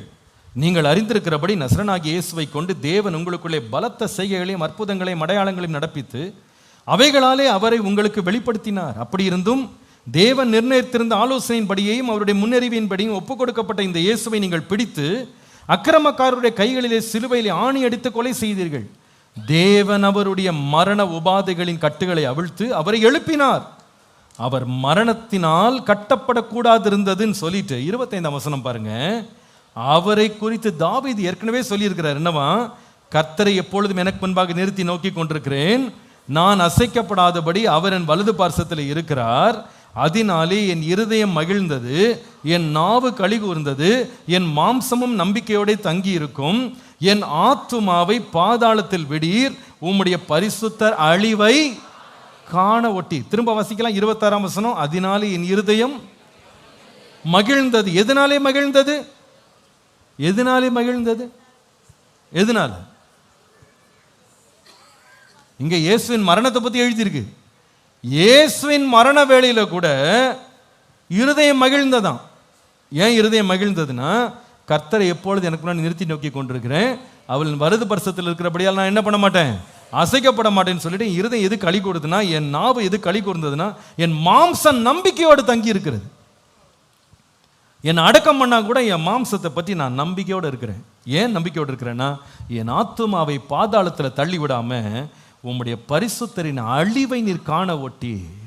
அப்படின்னு அர்த்தம் என்னன்னா, இந்த உலகத்தில் நான் மரித்தா கூட இயேசுவின் சரீரம் எப்படி அழிவில்லாமல் உயிரோடு எழும்பினதோ அதே போல கர்த்தர் என்னையும் உயிரோடு எழுப்புவா. அந்த விசுவாசம் எனக்கு இருக்கு. என் சரீரத்தின் அழிவை குறித்து நான் கவலைப்படவே இல்லை, பயப்படவே இல்லை. மரணம் என்னை மேற்கொள்ளாது, என்னை கல்லறையும் மேற்கொள்ளாது.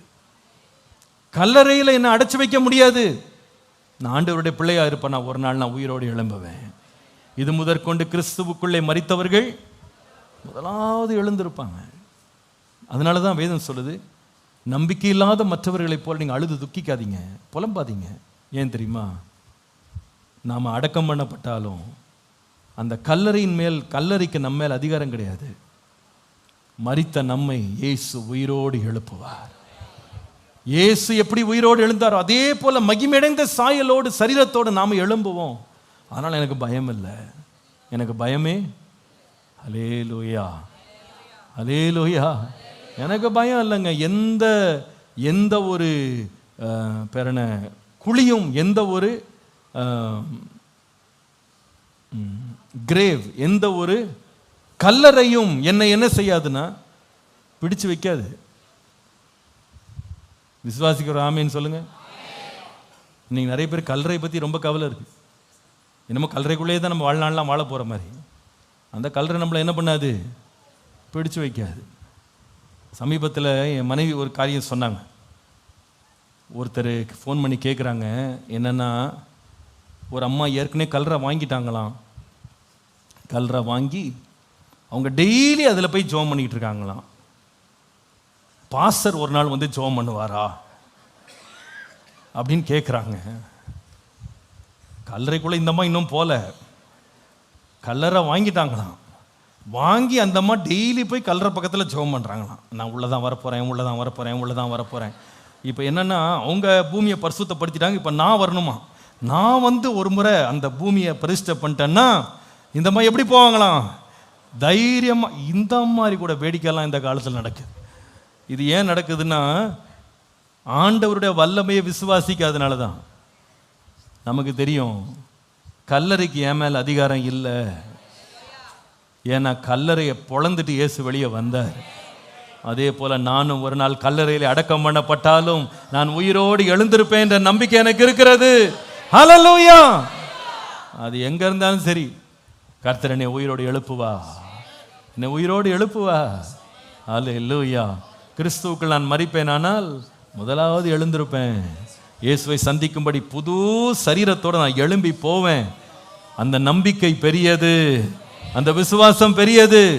இது யாருக்கு வரும் அப்படின்னா, உயிர் தெழுந்த இயேசுவை புரிஞ்சிட்டவங்களுக்கு தான் வரும். இன்றைக்கு இது வரைக்கும் யாருக்காவது கல்லறையை பற்றி மரணத்தை பற்றி ரொம்ப பயம் இருந்தால் நீங்கள் அதை இதை பார்த்துட்டு இருக்காதீங்க. எதை பாருங்கண்ணா, இயேசுவை பாருங்க, அவருடைய உயிர் தெழுதலை பாருங்க. அடைச்சு வச்சிருந்த கல்லறையை ஆண்டவர் புரட்டி போட்டு வெளியே வந்தார். அவர் என்ன சொல்ல வந்தார் தெரியுமா? இந்த கல்லறை என்னை அடக்க முடியாது, என்னை விசுவாசிக்கிறவனையும் கல்லறை அடக்க முடியாது. அவரோடு என்றென்றும் வாழுவேன், அவரோடு என்றென்றும் வாழுவேன். ஹல்லேலூயா. இந்த நம்பிக்கை உங்களுக்கு வரணும்னா இயேசுவின் உயிர்த்தெழுதலை உற்று பார்க்கணும். உற்று பார்த்தா போதும், ஆண்டவரே அந்த வல்லமை எனக்குள்ள இருக்கு, அதனால எதுவுமே நான் அடக்கி வைக்க முடியாது. நான் சொல்லுவேன், கல்ற மாத்திரம் இல்லைங்க, வாழ்க்கையில் நம்ம சந்திக்கிற எந்த போராட்டங்கள், எந்த ஒரு தடைகள், எவ்வளவு மனுஷன் கொண்டு வர்ற எவ்வளவு இக்கட்டுகள் கூட நம்மளை அடக்கவே முடியாது. ஏனென்றால் நமக்குள்ள இருக்கிறவர் பெரியவர். உலகத்தில் இருக்கிறவனை பார்க்கலும் எனக்குள்ள பெரியவர். விசுவாசிக்கிற ஆமென் சொல்லுங்க. ஹல்லேலூயா. ஆண்டவர் சொல்லுகிறார், நானே உனக்கு ஆறுதல் செய்கிறவர். சாக போகிற மனுஷனுக்கும் புல்லு கொப்பான மனுஷனுக்கும் பயப்படுகிற நீ யார்? ஏன்பா அவனை பார்த்தலாம் பயப்படுற? பயப்படாத. கர்த்தரனுக்கு சகாய நான் பயப்படேன், மனுஷன் எனக்கு என்ன செய்வான் என்று சொல்லலாமே. ஹல்லேலூயா. அன்றைக்கு இயேசு பயப்படவே இல்லைங்க, மரணத்தை பார்த்து பயப்படவே இல்லை. அவரை கொண்டு கல்லறைக்குள்ள வச்சது மாத்திரம் இல்லை, இந்த கல்லறைக்கு மேலே பெரிய கல்லை புரட்டினது மாத்திரம் இல்லை, மேலே கொண்டு சீலை போட்டது மாத்திரம் இல்லை, அதுக்கு சுற்றி வந்து காவலர்ல அவர் அதை பற்றி கவலைப்படல. நீ எல்லாம் வச்சுக்கோ, கொஞ்ச நாள் மிரண்டு போய் உட்கார போறப்பார் செத்தவன் மாதிரி. ஏன்னா நான் வந்து கல்லறை விட பெரியவ, கல்லறையை விட ஜெயிக்கிறவ, கல்லறையின் மேல் வல்லமை உள்ளவ. ஹல்லேலூயா. இந்த வல்லமை யாருக்கு வரும்னா, இயேசுவின் உயிர்த்தெழுதலை விசுவாசிக்கிறவங்க. விசுவாசிக்கிறீங்களா? அந்த வல்லமையை விசுவாசிக்கிறீங்களா? ஹல்லேலூயா. நீ நிறைய பேர் கல்லறை தோட்டம் பக்கம் போறக்கே பயமா இருக்குது. அங்கிருந்து ஏதோ பேய் வந்து நம்மளை அடிக்கணும்னு பயந்துட்டு இருக்காங்க. கல்லறை மேலேயே அதிகாரம் உள்ளவங்க நம்ம ஆண்டவர். நீங்க அதை பார்த்து பயப்படுறீங்க, நீங்க அதை பார்த்து பயப்படுறீங்க. இந்த ஓசிஎஃப் தாண்டி இப்போ அதெல்லாம் நல்ல இடமா வளர்ந்துருச்சு. அது வந்து இந்த அண்ணா நகர், சேக்காடு அண்ணா நகர் ஓரமாக அந்த மூலைக்கு போனீங்கன்னா இந்த ஓசிஎஃப்லேருந்து, அப்போது நாங்களாம் சின்ன வயசில் அந்த ஓசிஎஃப்க்குன்னு ஒரு காம்பவுண்ட் இருக்கும், பின்னால் ஒரு காம்பவுண்ட் இருக்கும், அதுக்கு பின்னால் ஒரு சின்ன துவாரம் ஒன்று இருக்கும். அதில் சைக்கிள் ஓட்டிகிட்டு போனீங்கன்னா அதுக்கு பின்னால் வந்து வெறும் வெட்டாந்திரையாக இருக்கும். அதில் 1-2 குடிசை மட்டும் இருக்கும். அதில் ஒரு குடிசையில் நம்ம லேண்டில் ஜார்ஜ் இருக்கார் பாருங்க, ஜார்ஜ் பிரதர், அவருடைய அப்பா குடும்பம் அங்கே தங்கியிருந்தாங்க. அந்த ராத்திரியில் வந்து ஒரு விளக்கு இருக்காது, ஆளே இருக்காது, தனியாக இவங்க போயிட்டு வருவாங்க. இவங்களுக்கு பழக்கம். இவங்களுக்கு ஒரு சகோதரி, ஒரு பொண்ணு இருக்கா, குள்ளமாக இருப்பா. இந்த பொண்ணு அந்த வீட்டில் இவங்களோட தான் தங்கி இருந்தா. ஒரு நாள் இவ இந்த ஓசிஎஃப்க்கு வரணும், நல்ல இருட்டு, இவளும் கொஞ்சம் இருட்டாக தான் இருப்பாள். அப்போ இவன் அந்த இருட்டில் ஒரு ஓரமாக அவளுக்கு கால் வலி, அன்றைக்கி நடக்க முடியல, அவளுக்கு கால் வலியில் அந்த ஒரு கல் மேலே உட்காந்துட்டான். அந்த ராத்திரியில் ஒருத்தன் சைக்கிள் எடுத்துகிட்டு இந்த ஓசிஎஃப்பில் வேலை செய்கிறதுக்கு நைட் ஷிஃப்ட்டுக்கு வந்திருக்கான். வந்துட்டு, அண்ணா என்னை கொண்டு அங்கே விட்டுறீங்களா அண்ணா? அந்த ஏரியாவில் ஒரு கல்லறை வேற இருக்கு. இவன் இந்த இருட்டில் இந்த பொண்ணை பார்த்தான் பாருங்க, சைக்கிளை அப்படியே போட்டு ஓடினான் பாருங்க, ஓட்டம் நேராக. அவன் ஆரம்பிச்சது நேராக ஓசிஎஃப் கம்பெனியில் தான் போய் நின்னான். ஒரு 3 கிலோமீட்டர், ஒருத்தனவனை நிறுத்த முடியல, பிடிச்சாவும் ஓட்டம். அண்ணாவா யாரோ தெரியலையே. இங்க நிறைய பேர் கல்லறை தோட்டத்தை பார்த்தாலே என்னதுதான் பயம். ஆனால் நீங்கள் உயிர் தெழுந்த இயேசு விசுவாசிப்பீங்களானா கல்லறை தோட்டத்தை பார்த்தா அடப்போ அப்படின்னு போயிருவீங்க. ஏன் தெரியுமா? புரட்டி போட்ட கல்லே இயேசு ரொம்ப சர்வசாதாரணமாக புரட்டி போட்டு வெளியே ராஜா மாதிரி வெளியே வந்தார். துணியெல்லாம் அழகாக மடித்து சுருட்டி வச்சுட்டு வெளியே வந்தார். அந்த இயேசு எனக்குள்ளே இருக்கும்போது நான் கல்லறையை கண்டு பயப்பட மாட்டேன். கல்லறைக்கு என் மேல் அதிகாரம் இல்லை. ஹல்லேலூயா. இன்னும் கூட சில பேர் விட்டா ஓடிடுவீங்க போல இருக்கு. பிரசங்கத்தை கேட்டால் ஒரு மாதிரி பயமாக இருக்கேன்னு. உங்களை பயப்படக்கூடாதுன்னு அந்த பிரசங்கம் பண்ணுறேன். மரணத்தை கண்டு என்ன பண்ணக்கூடாது? ஏன்னா இயேசு மரணத்தை ஜெயித்தா. கல்லறையை பார்த்தும் பயப்பட வேண்டியதில்லை. ஏன்னா இயேசு கல்லறைக்கு மேலே ஜெயம் எடுத்தார். விசுவாசிக்கிறவங்க கரங்களை தட்டி ஆண்டவரை மகிமைப்படுத்துங்க. ஹல்லேலூயா. இயேசு உயிரோடு எழுந்ததுனாலே எனக்கு என்ன நன்மை அப்படின்னு கேட்டா, எனக்கு ஒரு நிச்சயம் இருக்கு. என்னுடைய சரீரம் கல்லறைக்கு போகும்போது எனக்கு ஒரு பெரிய நம்பிக்கை இருக்கு. ஒரு நாள் இயேசுவை போல நானும் கல்லறையை விட்டு நான் எழுந்து வெளியே வருவேன். விசுவாசிக்கிற நல்ல ஒரு ஆமேன் சொல்லுங்க. அல்லேலூயா. மூணாவது கடைசியா, இயேசு உயிரோடு எழுந்ததுனால் நமக்கு என்ன நன்மை? அந்த வல்லமை நமக்குள்ள எப்படி கிரியை செய்யணும்னு இந்த அப்போஸ்தலனாகிய பவுல் வாஞ்சிதான் இல்லையா? உயிர்த்தெழுதலின் வல்லமை நான் அறியணும் ஆண்டவரே, உன்னுடைய மரணத்திற்குள் ஆகணும். ஏன் அந்த உயிர்த்தெழுதலை அறியணும்னு விரும்பினா? ஏன்னா அந்த உயிர்த்தெழுதல் இன்னொரு நன்மை இருக்கிறது. மன்னித்து கொள்ளுங்கள், ரோமருக்கு எழுதின நிருபம் 6ஆம் அதிகாரம் 3ஆம் வசனத்திலிருந்து வாசிக்க போகிறோம். நம்ம எல்லாரும் சேர்ந்து வாசிக்கலாம். ரோமர் 6ஆம் அதிகாரம் 3 முதல் வாசிக்கலாமா? வாசிப்போம், சேர்ந்து வாசிக்கலாம். கிறிஸ்து இயேசுக்குள்ளாக ஞான ஸ்நானம் பெற்ற நாம் அனைவரும் அவருடைய மரணத்திற்குள்ளாக ஞான ஸ்நானம் பெற்றதை அறியாமல் இருக்கிறீர்களா? மேலும் பிதாவின் மகிமையினாலே கிறிஸ்து மரித்தோரிலிருந்து எழுப்பப்பட்டது போல நாமும் புதிதான ஜீவன் உள்ளவர்களாய் நடந்து கொள்ளும்படிக்கு அவருடைய மரணத்திற்குள்ளாக்கும் ஞானஸ்நானத்தினாலே கிறிஸ்துவுடனே கூட அடக்கம் பண்ணப்பட்டோம். ஆதலால் அவருடைய மரணத்தின் சாயலில் நாம் இணைக்கப்பட்டவர்கள் ஆனால் அவர் உயிர்த்தெழுதலின் சாயலிலும் இணைக்கப்பட்டிருப்போம். நாம் இனி பாவத்திற்கு ஊழியம் செய்யாதபடிக்கு பாவ சரீரம் ஒளிந்து போகும் பொருட்டாக நம்முடைய பழைய மனுஷன் அவரோடே சிலுவையில் அறியப்பட்டது என்று அறிந்திருக்கிறோமே.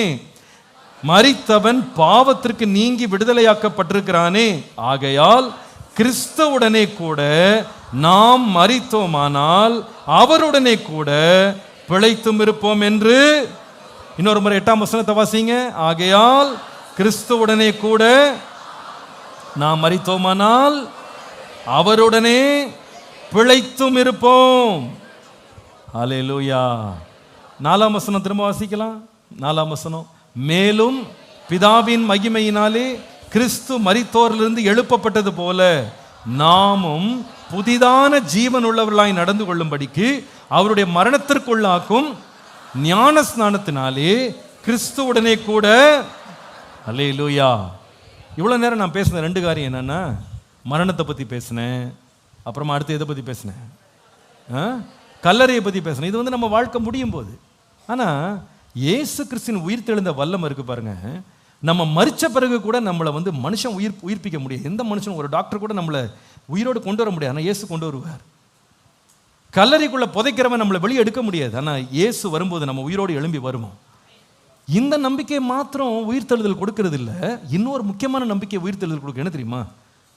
இந்த உயிர்த்தெழுதல் என்பது நாம் இந்த உலகத்தில் உயிரோடு இருக்கும் போதே நம்மை புதிதான ஜீவன் உள்ளவர்களாய் நடக்கிற ஒரு அனுபவத்திற்குள்ளே நம்மை கொண்டு செல்ல முடியும். எழுதுங்க. 3வது, the power of the resurrected Christ will make us experience a new life in Christ. உயிர்த்தெழுந்த கிறிஸ்துவின் வல்லமை நம்மை கிறிஸ்துவுக்குள் புதிய வாழ்க்கையை அனுபவிக்க செய்யும். கிறிஸ்துவுக்குள் புதிய வாழ்க்கையை அனுபவிக்க செய்யும். கிறிஸ்துவுக்குள் புதிய வாழ்க்கை எப்படி அனுபவிக்க முடியும் அப்படின்னா, அங்கே வேதம் சொல்லுகிறது, இயேசு எப்படி மரித்து அடக்கம் பண்ணப்பட்டு 3ஆம் நாள் உயிரோடு எழுந்து புதிய ஜீவனோடு வந்தாரோ, அதே போல ஞான ஸ்நானம் பெறுகிற நாம் ஒவ்வொருவரும் பாவத்திற்கென்று மரித்து நீதிக்கென்று பிழைத்திருக்கும்படி இயேசு கிறிஸ்து மூலமாய் புதிய ஜீவன் உள்ளவர்களால் நடந்து கொள்ளும்படி அந்த உயிர்த்தெழுதலின் சாயலை இந்த உலகத்தில் நாம் அனுபவிக்க முடியும். உயிர்த்தெழுந்த இயேசுவின் வல்லமையோடு நாம் இந்த உலகத்தில் உயிர் வாழும் போதே அந்த ரிசரக்டட் எக்ஸ்பீரியன்ஸ் நமக்கு உண்டாக முடியும். அல்லேலூயா. பாவத்தில் மரித்து கிடந்த நம்மளை ஆண்டவர் உயிர்ப்பிக்க முடியும். எப்போ தெரியுமா? ஞானஸ்நானம் பெறும்போது. திரும்ப நீங்க கொலோசியருக்கு எழுதின நிருபம் 2ஆம் அதிகாரம் 12ஆம் வசனத்தை பாருங்கள். கொலோசியர் 2:12, ஞானஸ்நானத்தினாலே அவரோடே கூட அடக்கம் பண்ணப்பட்டவர்களாகவும் அதனாலே அவரை மரித்தோரிலிருந்து எழுப்பின தேவனுடைய செயலின் மேல் உள்ள விசுவாசத்தினாலே அவரோடே கூட எழுந்தவர்களாகவும் இருக்கிறீர்கள். எல்லாரும் திரும்ப ஒரு முறை பொறுமையாக சத்தமா வாசிங்க பார்ப்போம். ஞான ஸ்நானத்தினாலே அவரோடே கூட அடக்கம் பண்ணப்பட்டவர்களாகவும் அதிலே அவரை மரித்தோரிலிருந்து எழுப்பின தேவனுடைய செயலின் மேல் உள்ள விசுவாசத்தினாலே அவரோடே கூட. அல்லேலூயா. ஏன் ஞானஸ்தானம் பெறணும் தெரியுமா? ஞானஸ்தானம் என்ன சொல்லுது தெரியுமா? இங்க பாருப்பா, இயேசு மரித்து உயிரோடு எழும்பினார் இல்லையா? அவர் என்றென்றும் வாழும்படி நீ பரலோகத்தில் இருக்கிறாரு. நீ ஒரு கிறிஸ்தவன், நீ ஆண்டவருடைய பிள்ளையா இருக்கிறவன் அப்படின்னா நீ ஞானஸ்தானம் பெறுவாயானா பழைய வாழ்க்கையை சாகடிச்சுட்டு நீ இயேசுவுக்காக புதிய வாழ்க்கையை இந்த உலகத்தில் வாழ முடியும். பாருங்க, ஞானஸ்நானத்தினே அவரோட கூட அடக்கம் பண்ணப்பட்டவர்களாய் மாறி அவரோட கூட மரித்தோரிலிருந்து எழுப்பின தேவனுடைய செயலில் உள்ள விசுவாசத்தினாலே அவரோடு கூட எழும்ப முடியும். ஞானஸ்தானம் பெறுறவங்க யார் அப்படின்னு கேட்டா, இயேசுவோடு கூட நானும் மரிச்சுட்டு இயேசுவோடு கூட நானும் என்ன பண்றேன், உயிரோடு எழும்புறேன். எதுக்காக எழும்புறேன்னா புதிய ஜீவன் உள்ளவனாய் மாற, என் பழைய வாழ்க்கையெல்லாம் ஒழிச்சிட்டு இயேசுக்காக இயேசுவோடு இயேசுக்குள்ளே நான் வாழ விரும்புகிறேன் அப்படின்றதான் ஞானஸ்தானம். இந்த ஞானஸ்தானம் ஏன் அவசியம் அப்படின்னா, நம்முடைய பாவத்துக்காக நாம் என்ன செய்யணும்னா மரணத்தை நம்ம ருசிக்கணும். பாவத்தின் சம்பளம் மரணம். அந்த மரணத்தை நம்ம எப்படி ருசிக்க முடியும்னா ஞானஸ்நானத்தில் இயேசு கிறிஸ்துக்குள்ளே நம்ம மரிச்சிட முடியும். இயேசு கிறிஸ்து எப்படி அடக்கம் பண்ணப்பட்டார் அதே போல தண்ணிக்குள்ளே போய் வெளியே வரும்போது எப்படி வரலாம்னா புது ஜீவனோடு வரலாம்.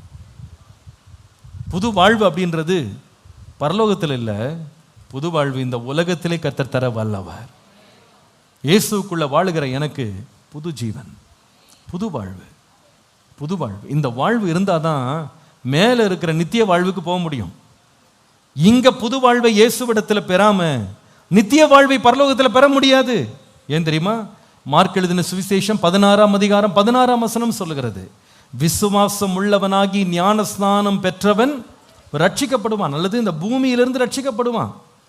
விசுவாசியாதவனோ ஆக்கினைக்குள்ளாக தீர்க்கப்படுவான். உலகத்தின் மேல் ஒரு பெரிய தண்டனை வரப்போகுது, ஒரு பெரிய ஆக்கினை வரப்போகுது. தேவனை ஏற்றுக்கொள்ளாதவர்கள் மேல் ஒரு பெரிய தண்டனை, கோபாக்கினை காத்து கொண்டிருக்கிறது. அந்த கோபாக்கினையிலிருந்து வரப்போகும் அழிவிலிருந்து வரப்போகும் பெரிய நஷ்டத்திலிருந்து நாசத்திலிருந்து விடுதலை ஆக்கிறதுக்கு இந்த உலகத்தில் இயேசு கிறிஸ்துக்குள்ள நான் மரிக்க விரும்புகிறேன். என் பழைய மனுஷனை சாகடிக்க விரும்புகிறேன். இயேசு கிறிஸ்துக்குள்ள இயேசுவை போல புதிதாக எழும்ப விரும்புகிறேன். ஹல்லேலூயா, ஹல்லேலூயா. இந்த உலகத்தில் நம்ம என்ன அனுபவிக்கலாம், எவ்வளவு நம்ம சம்பாரிச்சிருக்கலாம், எவ்வளவு பெற்றிருக்கலாம். இந்த புது வாழ்வு நமக்கு இல்லைன்னா நம்மை போல பரிதபிக்கப்பட்டவங்க வேறு யாருமே இல்லை. இந்த காலையில் இயேசுவின் உயிர்த்தெழுதலை கொண்டாட வந்த நீங்க அவருடைய உயிர்த்தெழுதலோடு நீங்க அடையாளப்படுத்தியிருக்கீங்களா? ஞானஸ்தானம் பெற்றிருக்கிறீங்களா? இந்த உலகத்தில் புதிய ஜீவனோடு நடந்து கொள்வதற்கு இயேசுவின் மரணத்திற்குள்ளாக்கும் மரணமாகிய ஞானஸ்தானத்துக்குள்ள நீங்க உங்களை அர்ப்பணிச்சிருக்கீங்களா? நீங்க அர்ப்பணிக்கலன்னா வேதம் சொல்லுது, ஞானஸ்தானம் பெறாதவன் ஆக்கினைக்குள்ளாக தீர்க்கப்படுமா. நீங்கள் மரித்தால் பரலோகம் போக முடியாது, நித்திய வாழ்வை அடைய முடியாது. உங்களுக்கு ஆக்கினை தீர்ப்பு. அன்றைக்கு இயேசு சொன்னார், நோவாவின் காலத்தில் எப்படி நடந்ததோ அதே போல கடைசி நாட்களில் நடக்கும். நோவாவின் காலத்தில் நீதிமானாகிய நோவாவுக்கு ஆண்டவர் ஒரு பேழையை உண்டு பண்ணி அந்த பேழைக்குள்ள 8 பேர் மாத்திரம் பிரவேசித்து ஆண்டவர் கீழ்ப்படிந்து தப்பிச்சிட்டாங்க.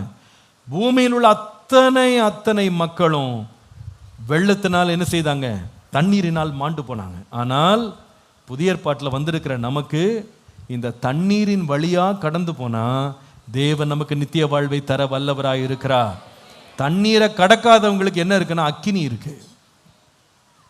அன்றைக்கு தண்ணீரை வைத்து ஆண்டவர் நியாய தீர்ப்பை கொடுத்தார். புதிய ஏற்பாட்டில் கிருபையினால அதே தண்ணீரை நமக்கு ரட்சிப்புண்டாகும்படி கர்த்தர் கொடுத்திருக்கிறார். இந்த தண்ணீர் வேண்டான்னு ஒருத்தன் சொல்லுவானால் அவனுக்கு ஆண்டவர் வச்சிருக்கிறது என்னன்னா நரகாக்கினை. அங்கே புழு சாகாது, அங்கே மனுஷனுடைய ஓலம் நிற்காது. அன்றைக்கு அவன் கொண்டிருந்த எல்லா ஆனந்தமும் பாக்கியமும் ஒன்றுமில்லாம கருகி போகும். இந்த பூமி அக்கினி கிளையாக வைக்கப்பட்டிருக்கிறது. பெரிய ஒரு அக்கினி கடல் ஒன்று ஆயத்தம் எடுத்தப்பட்டிருக்கிறது. யாருக்கு தெரியுமா? விசுவாசியாதவனோ ஆக்கினைக்குள்ளாக தீர்க்கப்படுவான். கிருபை உள்ள ஆண்டவர் இன்றைக்கு இந்த தண்ணீரை நமக்காய் திறந்திருக்கிறார். அதற்கு அடையாளமாக இயேசு மரித்திருக்கிறார். ஆண்டவரே, நீங்க மரித்து உயிரோடு எழுந்தது போல உம்முடைய மரணத்திற்குள்ளாக்கும் ஞானஸ்தானத்தில் என் பழைய மனுஷனை சாகடிக்க விரும்புகிறேன். என் பழைய மனுஷன் உமக்குள்ளே மரிக்கட்டும். நான் இன்றைக்கு உயிரோடு உம்மோடு எழும்ப விரும்புகிறேன். எனக்கு ஒரு புது வாழ்வு வேணும். பாவத்தோடு வாழ்ந்தது போதும். உலகத்துக்காக வாழ்ந்தது போதும், அசுத்தத்துக்காக வாழ்ந்தது போதும், அக்கிரமத்துக்காக வாழ்ந்தது போதும், அநியாயத்துக்காக வாழ்ந்தது போதும், என் நண்பர்களுக்காக வாழ்ந்தது போதும். ஆண்டவரே, புதிய வாழ்வோடு வாழ விரும்புகிறேன். அந்த உயிர் தெழுதலின் வல்லமையை நான் ருசிக்க விரும்புகிறேன். இன்றைக்கு அந்த வல்லமை என்னை ருசிக்க இரக்கம் காட்டுங்க ஆண்டவரே. இன்றைக்கு ஒருவேளை இந்த ஆலயத்துக்குள்ள வெளியில் இருக்கிறவங்க யாராவது இதுவரைக்கும் நான் இந்த புதிய வாழ்வை, உயிர் தெழுந்த தேவனுடைய வல்லமையை இந்த வாழ்வில் நான் அனுபவிக்கிற அனுபவம் இல்லாமல் நான் பாட்டுக்கு என் வாழ்க்கையை வாழ்ந்துட்டு போயிட்டே இருக்கிறேன் அப்படின்னு சொல்கிறவங்க யாராவது இருப்பீங்களாண்ணா? இன்றைக்கு புதிதான ஜீவன் உள்ளவர்களாய் நடந்து கொள்வதற்கு ஆண்டவர் நம்மை அழைக்கிற ஞானஸ்தான அனுபவத்திற்குள்ளே நம்மை அர்ப்பணிப்போம். நீங்க உங்களை ஒப்பு கொடுங்க. கர்த்தர் உங்களை உயிர்ப்பிப்பார், புதிய ஜீவன் உள்ளவர்களாய் நடந்து கொள்ளும்படி உதவி செய்வார். இந்த காலையில் ஆண்டவரை அதுக்கு நான் அர்ப்பணிக்கிறேன். உங்களுக்காக நான் ஜெபிக்க விரும்புகிறேன். இன்றைக்கு பாஸ்டர், இந்த ஞானஸ்தானம் பெறணும்னு நான் விரும்புகிறேன். இன்றைக்கு ஆண்டவரோடு அவருடைய மரணத்தோடு நான் ஐக்கியப்பட விரும்புகிறேன். இயேசு புதிய ஜீவன் உள்ளவராய் எழுந்தது போல நானும் இயேசுவோடு எழும்ப விரும்புகிறேன். இந்த உலகத்தின் மேல் வரப்போகும் ஆக்கினை தீர்ப்புக்கு நான் தப்பித்து கொள்ள விரும்புகிறேன். நான் ஞானஸ்தானம் ரொம்ப நாள் நான் கேட்டேன் இதை பற்றி, ஆனால் எனக்கு புரியலை. ஆனால் இன்னைக்கு தான் புரியுது. அன்றைக்கு நோவாவின் காலத்தில் தண்ணீரால் ஆண்டவர் உலகத்தை அழித்தார். ஆனால் இந்த கடைசி நாட்களில் தேவகுமாரனாகிய இயேசு கிறிஸ்துவின் மூலமாய் நமக்கு கொண்டு வரப்பட்ட ஞானஸ்தானத்தின் அனுபவம் என்னன்னா, அன்றைக்கு அழித்த தண்ணீரே இன்னைக்கு ரட்சிக்கிறதுக்கு ஆண்டவர் கொண்டு வந்திருக்கிறாரு. அந்த தண்ணீருக்குள்ளே இறங்கி, ஆண்டவரே உம்மோடு உடன்படிக்கை பண்ணுறேன், உமக்குள்ளே நான் மரிக்கிறேன், ஆண்டவரே உம்மை போல நான் உயிரோடு எழும்பி புதிய வாழ்வோடு நான் வாழ விரும்புகிறேன், பழையவைகளெல்லாம் ஒழிச்சிட்டு புதுசாக வாழ விரும்புகிறேன்னு சொல்கிறவங்களுக்கு தேவன் அதே தண்ணீரின் மூலமாய் ஒரு ஜீவ பாதையை தேவன் உண்டாக்கி இருக்கிறார். இதை வேண்டாம் நிராகரிக்கிறவன், வேதம் சொல்லுகிறது, விசுவாசம் உள்ளவனாகி ஞான ஸ்நானம் பெறுகிறவன் ரட்சிக்கப்படுவான், தப்பித்துக் கொள்ளுவான். விசுவாசியாதவனோ அல்லது ஞான ஸ்நானம் பெறாதவனோ ஆக்கினைக்குள்ளாக தீர்க்கப்படுவான். எப்பா, மரணம் என்றைக்கு வரணும் உனக்கு தெரியாது. ஒரு நாள் நாம் எல்லாரும் மரிக்கணும். ரட்சகராக இயேசு கிறிஸ்துவை நாம் ஒரு நாள் சந்திக்கணும். அவரை சந்திக்கும் போது ஆயத்தம் இல்லாமல் போயிடக்கூடாது. ஆண்டவர் அங்கே போய் கேட்பாரு, மரணத்திலிருந்து மேலே வந்துட்ட எல்லா மரித்த ஆத்துமாக்கள் அவருக்கு முன்னாடி நிற்கும். ஆனால் அவர் கேட்பாரு, இந்த உலகத்தில் கிறிஸ்துவுக்குள்ள நீ மரிச்சிருக்கிறியா? கிறிஸ்துவோடு கூட நீ ஞானஸ்தானத்தின் மூலமாக உயிரோடு எழும்பி இருக்கிறியா? எழும்பி இருந்தா உனக்கு நித்திய ஜீவன், இல்லையா ஆக்கினை தீர்ப்பு, நித்திய மரணம். இன்றைக்கு ஆண்டவரே, இயேசு கிறிஸ்துவின் உயிர் தெழுதலை என் வாழ்க்கையில் அனுபவிப்பதற்கு நான் ஞானஸ்தானத்துக்கு ஒப்பு கொடுக்குறேன். சொல்ல விரும்புகிறவங்க எல்லாரும் கண்களை மூடி இருக்கும்போது இருக்கிற இடத்துல எழும்பி நில்லுங்க. உங்களுக்கு நான் ஜெபிக்க போகிறேன். இன்றைக்கு தான் நான் ஞானஸ்தானம் பெறணும்னு தீர்மானிக்கிறேன் பாஸ்டர். கர்த்தருடைய வார்த்தையை நான் கேட்டேன். இயேசு கிறிஸ்துவுக்குள்ளாக நான் மரிக்க விரும்புகிறேன், அவருக்குள்ளாக ஒரு புதிய ஜீவனை பெற விரும்புகிறேன் சொல்கிறவங்க மாத்திரம் வேகமாக எழும்பி நில்லுங்க. இன்றைக்கு ஆண்டவர் உங்களோடு பேசியிருப்பார். நான் தாமதம் பண்ணாதீங்க. இன்றைக்கு நான் ஞானஸ்தானத்துக்கு என்னை அர்ப்பணிக்க விரும்புகிறேன், கர்த்தருடைய வார்த்தைக்கு என்னை அர்ப்பணிக்க விரும்புகிறேன். சீக்கிரமா மடமடன் எழும்புங்க. ஆண்டவர் உங்களோடு பேசி இருப்பார். ஆனால் இன்றைக்கு நான் ஞானஸ்தானம் பெற விரும்புகிறேன். இயேசுவோடு நான் புதிய ஜீவன் உள்ளவனாய் வாழ விரும்புகிறேன். என் பழையவைகள்லாம் ஒழிக்க விரும்புகிறேன். என் பழைய பாவங்கள், என் பழைய அக்கிரமம், என் பழைய துன்மார்க்கம் எல்லாத்தையும் நான் ஒழிச்சிட்டு இயேசுக்குள்ள நான் புதிய வாழ்க்கை வாழ இன்றைக்கு நான் தீர்மானம் பண்ணுறேன். இன்னும் யாராவது இருக்கிறீங்களா? அநேகர் நின்று கொண்டிருக்கிறீங்க. இன்னும் வேற யாராவது நிற்கிறவங்க சீக்கிரமாக எழும்பு. உங்களுக்கு நான் ஜெபிக்க விரும்புகிறேன். Oh we thank you Jesus, thank you Jesus. Oh, உலகம் என் பின்னே, சிலுவை என் முன்னே, உலகம் என் பின்னே, சிலுவை என் முன்னே, உலகம் என் பின்னே, சிலுவை என் முன்னே, பின்னோக்கே நான்,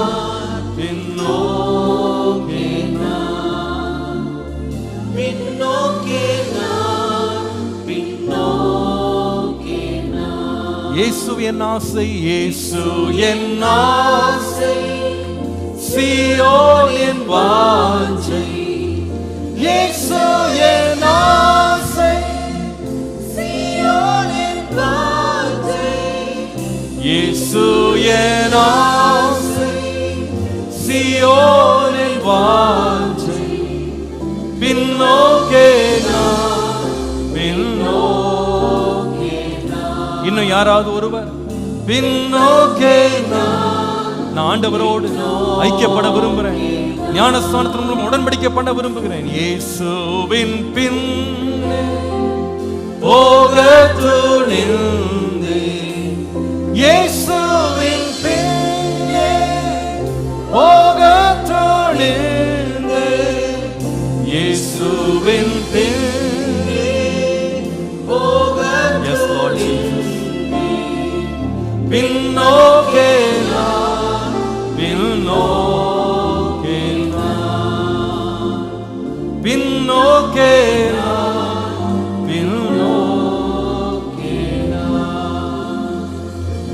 கண்களை மூடி கரங்களை உயர்த்தி ஒரு ஜெபம் பண்ணுவோம். ஆண்டவரே, நான் இந்த உலகத்துல எனக்காக அல்ல உமக்காக வாழ விரும்புறேன். என்னாலே அல்ல உம்மாலே வாழ விரும்புறேன். கிறிஸ்து எனக்கு ஜீவனாக மாறட்டும். என் பழைய வாழ்க்கைய நான் அடக்கம் பண்றேன். இயேசு கிறிஸ்துக்குள்ள நான் அடக்கம் பண்றேன். அந்த பாவ வாழ்க்கை எனக்கு வேண்டாம், அது போதும். இவ்வளவு நாள் நான் வாழ்ந்துட்டேன், பாவத்தை தண்ணீரை போல குடிச்சிட்டேன், எனக்கு போதும். இயேசு இல்லாம வாழ்ந்துட்டேன், போதும். இன்றைக்கு இயேசுக்குள்ளே புதிய ஜீவன் உள்ளவனாய் நடந்து கொள்ள என்னை அர்ப்பணிக்கிறேன். அன்பின் பிதாவே, இன்னைக்கு எழுந்து நிற்கிற இந்த பிள்ளைகளுக்காக ஸ்தோத்திரம். உங்களுடைய வார்த்தை அவர்களை சந்தித்திருப்பதற்காக நன்றி. எடுத்த தீர்மானத்தை நிறைவேற்றி முடிக்க கர்த்தர் அவர்களுக்கு பலன் தாரும், சத்துவம் தாரும், கிருபை தாரும், பலப்படுத்தும், உங்களுடைய நித்திய வாழ்வுக்கு ஆயத்தப்படுத்தும். இயேசுவின் நாமத்தில் பிதாவே. எழுந்து நின்ற பிள்ளைகளுக்காய் கரங்களை தட்டி தேவனை மகிமைப்படுத்துவோம். உட்காருங்கள்.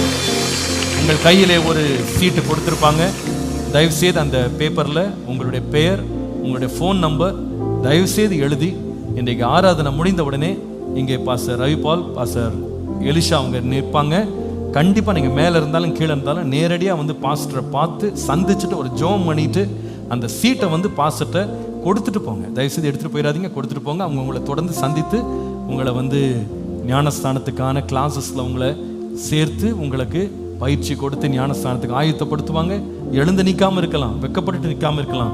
ஐயோ எல்லாரும் என்ன பார்ப்பாங்க, நான் மறைமுகமாக வந்திருக்கேன், எனக்கு இயேசு மேலே ரொம்ப இஷ்டம் இருக்கு, நான் ஞானஸ்தானம் எடுக்கணும் பாஸ்டர், நான் எல்லாருக்கு முன்னாடி பகிரங்கமாக நிற்க விரும்பலை அப்படின்னு சொல்லி நிக்கோதேமை போல ராத்திரி நேரத்தில் ஒளிந்து வந்த ஒரு பிள்ளையாக நீங்கள் வந்திருக்கலாம். கவலைப்படாதீங்க.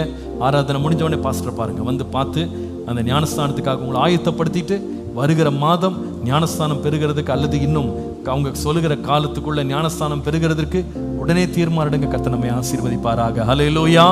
இந்த காலையில் ஒவ்வொருவரும் சொல்லணும், ஆண்டவரே இந்த உயிர் தெழுந்த வல்லமையை நானும் அனுபவிக்கணும், நானும் அறியணும். எல்லாரும் எழுந்து நின்று, ஆண்டவரே அந்த வல்லமை என் வாழ்க்கையில் அனுபவிக்க கிருபை தாங்க. நான் உயிர் தெழுந்த நாளை வருஷந்தோறும் கொண்டாடுகிறது மாத்திரம் அல்ல, அதை ஆசரிக்கிறது மாத்திரம் அல்ல, அதை நினைவு கூறுகிறது மாத்திரம் அல்ல, அந்த வல்லமை என்னுடைய வாழ்க்கையில அனுபவிக்கும்படியாக ஆண்டவரே இன்றைக்கு என் மேல உம்முடைய வல்லமை வெளிப்படட்டும். ஹல்லேலூயா, ஹல்லேலூயா. மரணத்தை குறித்த பயத்திலிருந்து எனக்கு ஒரு விடுதலை தந்ததற்காக ஆண்டவரே, உம்முடைய உயிர்த்தெழுதல் மூலமாய் பெற்றுக்கொண்டதற்காக நன்றி ஆண்டவரே. ஹல்லேலூயா. நீர் தந்த உயிர்த்தெழுந்த வல்லமைக்காக நன்றி, நன்றி அப்பா. ஆண்டவரே பாதாளத்தின் மேல் ஜெயம் தந்ததற்காக நன்றி. கல்லறை திறந்து வந்த இயேசு என்னுடைய இயேசுவாய் இருக்கிறார். ஆகவே நான் பயப்பட வேண்டிய அவசியம் இல்லை. கர்த்தருடைய வல்லமை மேல இறங்கி இருக்கிறது, கர்த்தருடைய கிருபையின் மேல் இறங்கி இருக்கிறது. கர்த்தர் கொடுத்த தயவுக்காய் கரங்களை தட்டி தேவனை நன்றியோடு ஸ்தோத்திரம் பண்ணுவோம். நன்றி அப்பா, நன்றி அப்பா. நல்ல பிதாவே, எங்களோடு இன்றைக்கு நீர் பேசின வார்த்தைகளுக்காய் நன்றி. உங்களுடைய உயிர் தெழுந்த வல்லமை இன்றைக்கும் எங்களால் அனுபவிக்க முடியும் என்பதை நீர் எங்களுக்கு விளக்கி காண்பித்தீர். அந்த வல்லமை எங்களுக்குள்ளே இன்னும் அதிகமாக கிரியை செய்யட்டும். மரணத்தின் மேல் எங்களுக்கு ஜெயத்தை தந்திருக்கிறீர், பாதாளத்தின் மேல் ஜெயத்தை தந்திருக்கிறீர். உமக்குள்ளே இருக்கிறவர்களுக்கு பயம் இல்லை, பதற்றம் இல்லை. ஆண்டவரே, எங்களுக்குள்ளே நீர் வைத்திருக்கிற நித்திய நம்பிக்கைக்காக ஸ்தோத்திரம். விசேஷமாக இந்த மரணத்திற்குள்ளாக்கும் ஞானஸ்தானத்தை பெறும்போது எங்களை புதிய ஜீவன் உள்ளவர்களாக நடந்து கொள்வதற்கு எங்களை கொண்டு செல்லுகிற உங்களுடைய பாக்கியத்திற்காக நன்றி. இன்றைக்கு தங்களை முழுமையாக தேவனுக்கு அர்ப்பணித்த பிள்ளைகளை உங்களுடைய திருக்கரத்தில் ஒப்புக் கொடுக்கிறேன். ஒவ்வொருவரையும் ஆசீர்வதியும். அவர்கள் எடுத்த தீர்மானத்தில் கடைசி வரைக்கும் உறுதியாய் நிலைத்திருக்க கிருபைத்தார். பலப்படுத்தி பாதுகாத்துக் கொள்ளும். தொடர்ந்து எங்களோடு இடைப்படும். ஆசீர்வதியும், ஆசீர்வாதமாக்கும். இயேசுவின் நாமத்தில் பிதாவே. நம்முடைய கர்த்தராகிய இயேசு கிறிஸ்துவின் கிருபை, பிதாவாகிய தேவனுடைய அன்பு, பரிசுத்த ஆவியானவருடைய அன்யோன்ய ஐக்கியம், சமாதானம், ஆசீர்வாதம் நம் அனைவரோடும் கர்த்தருடைய வருகை பரியந்தம் நிலைத்திருப்பதாக. சேர்ந்து சொல்வோம், என் ஆத்துமாவே கர்த்தரை ஸ்தோத்திரி, என் முழு உள்ளமே அவர் பரிசுத்த நாமத்தை ஸ்தோத்திரி. என் ஆத்துமாவே கர்த்தரை ஸ்தோத்திரி, கர்த்தர் செய்த சகல உபகாரங்களை மறவாது. அவன் அக்கிரமங்களை எல்லாம் மன்னித்து, நோய்களை எல்லாம் குணமாக்கி, பிராணனை அழிவுக்கு விலக்கி மீட்டு, கிருபையினால் இரக்கங்களால் முடிசூ.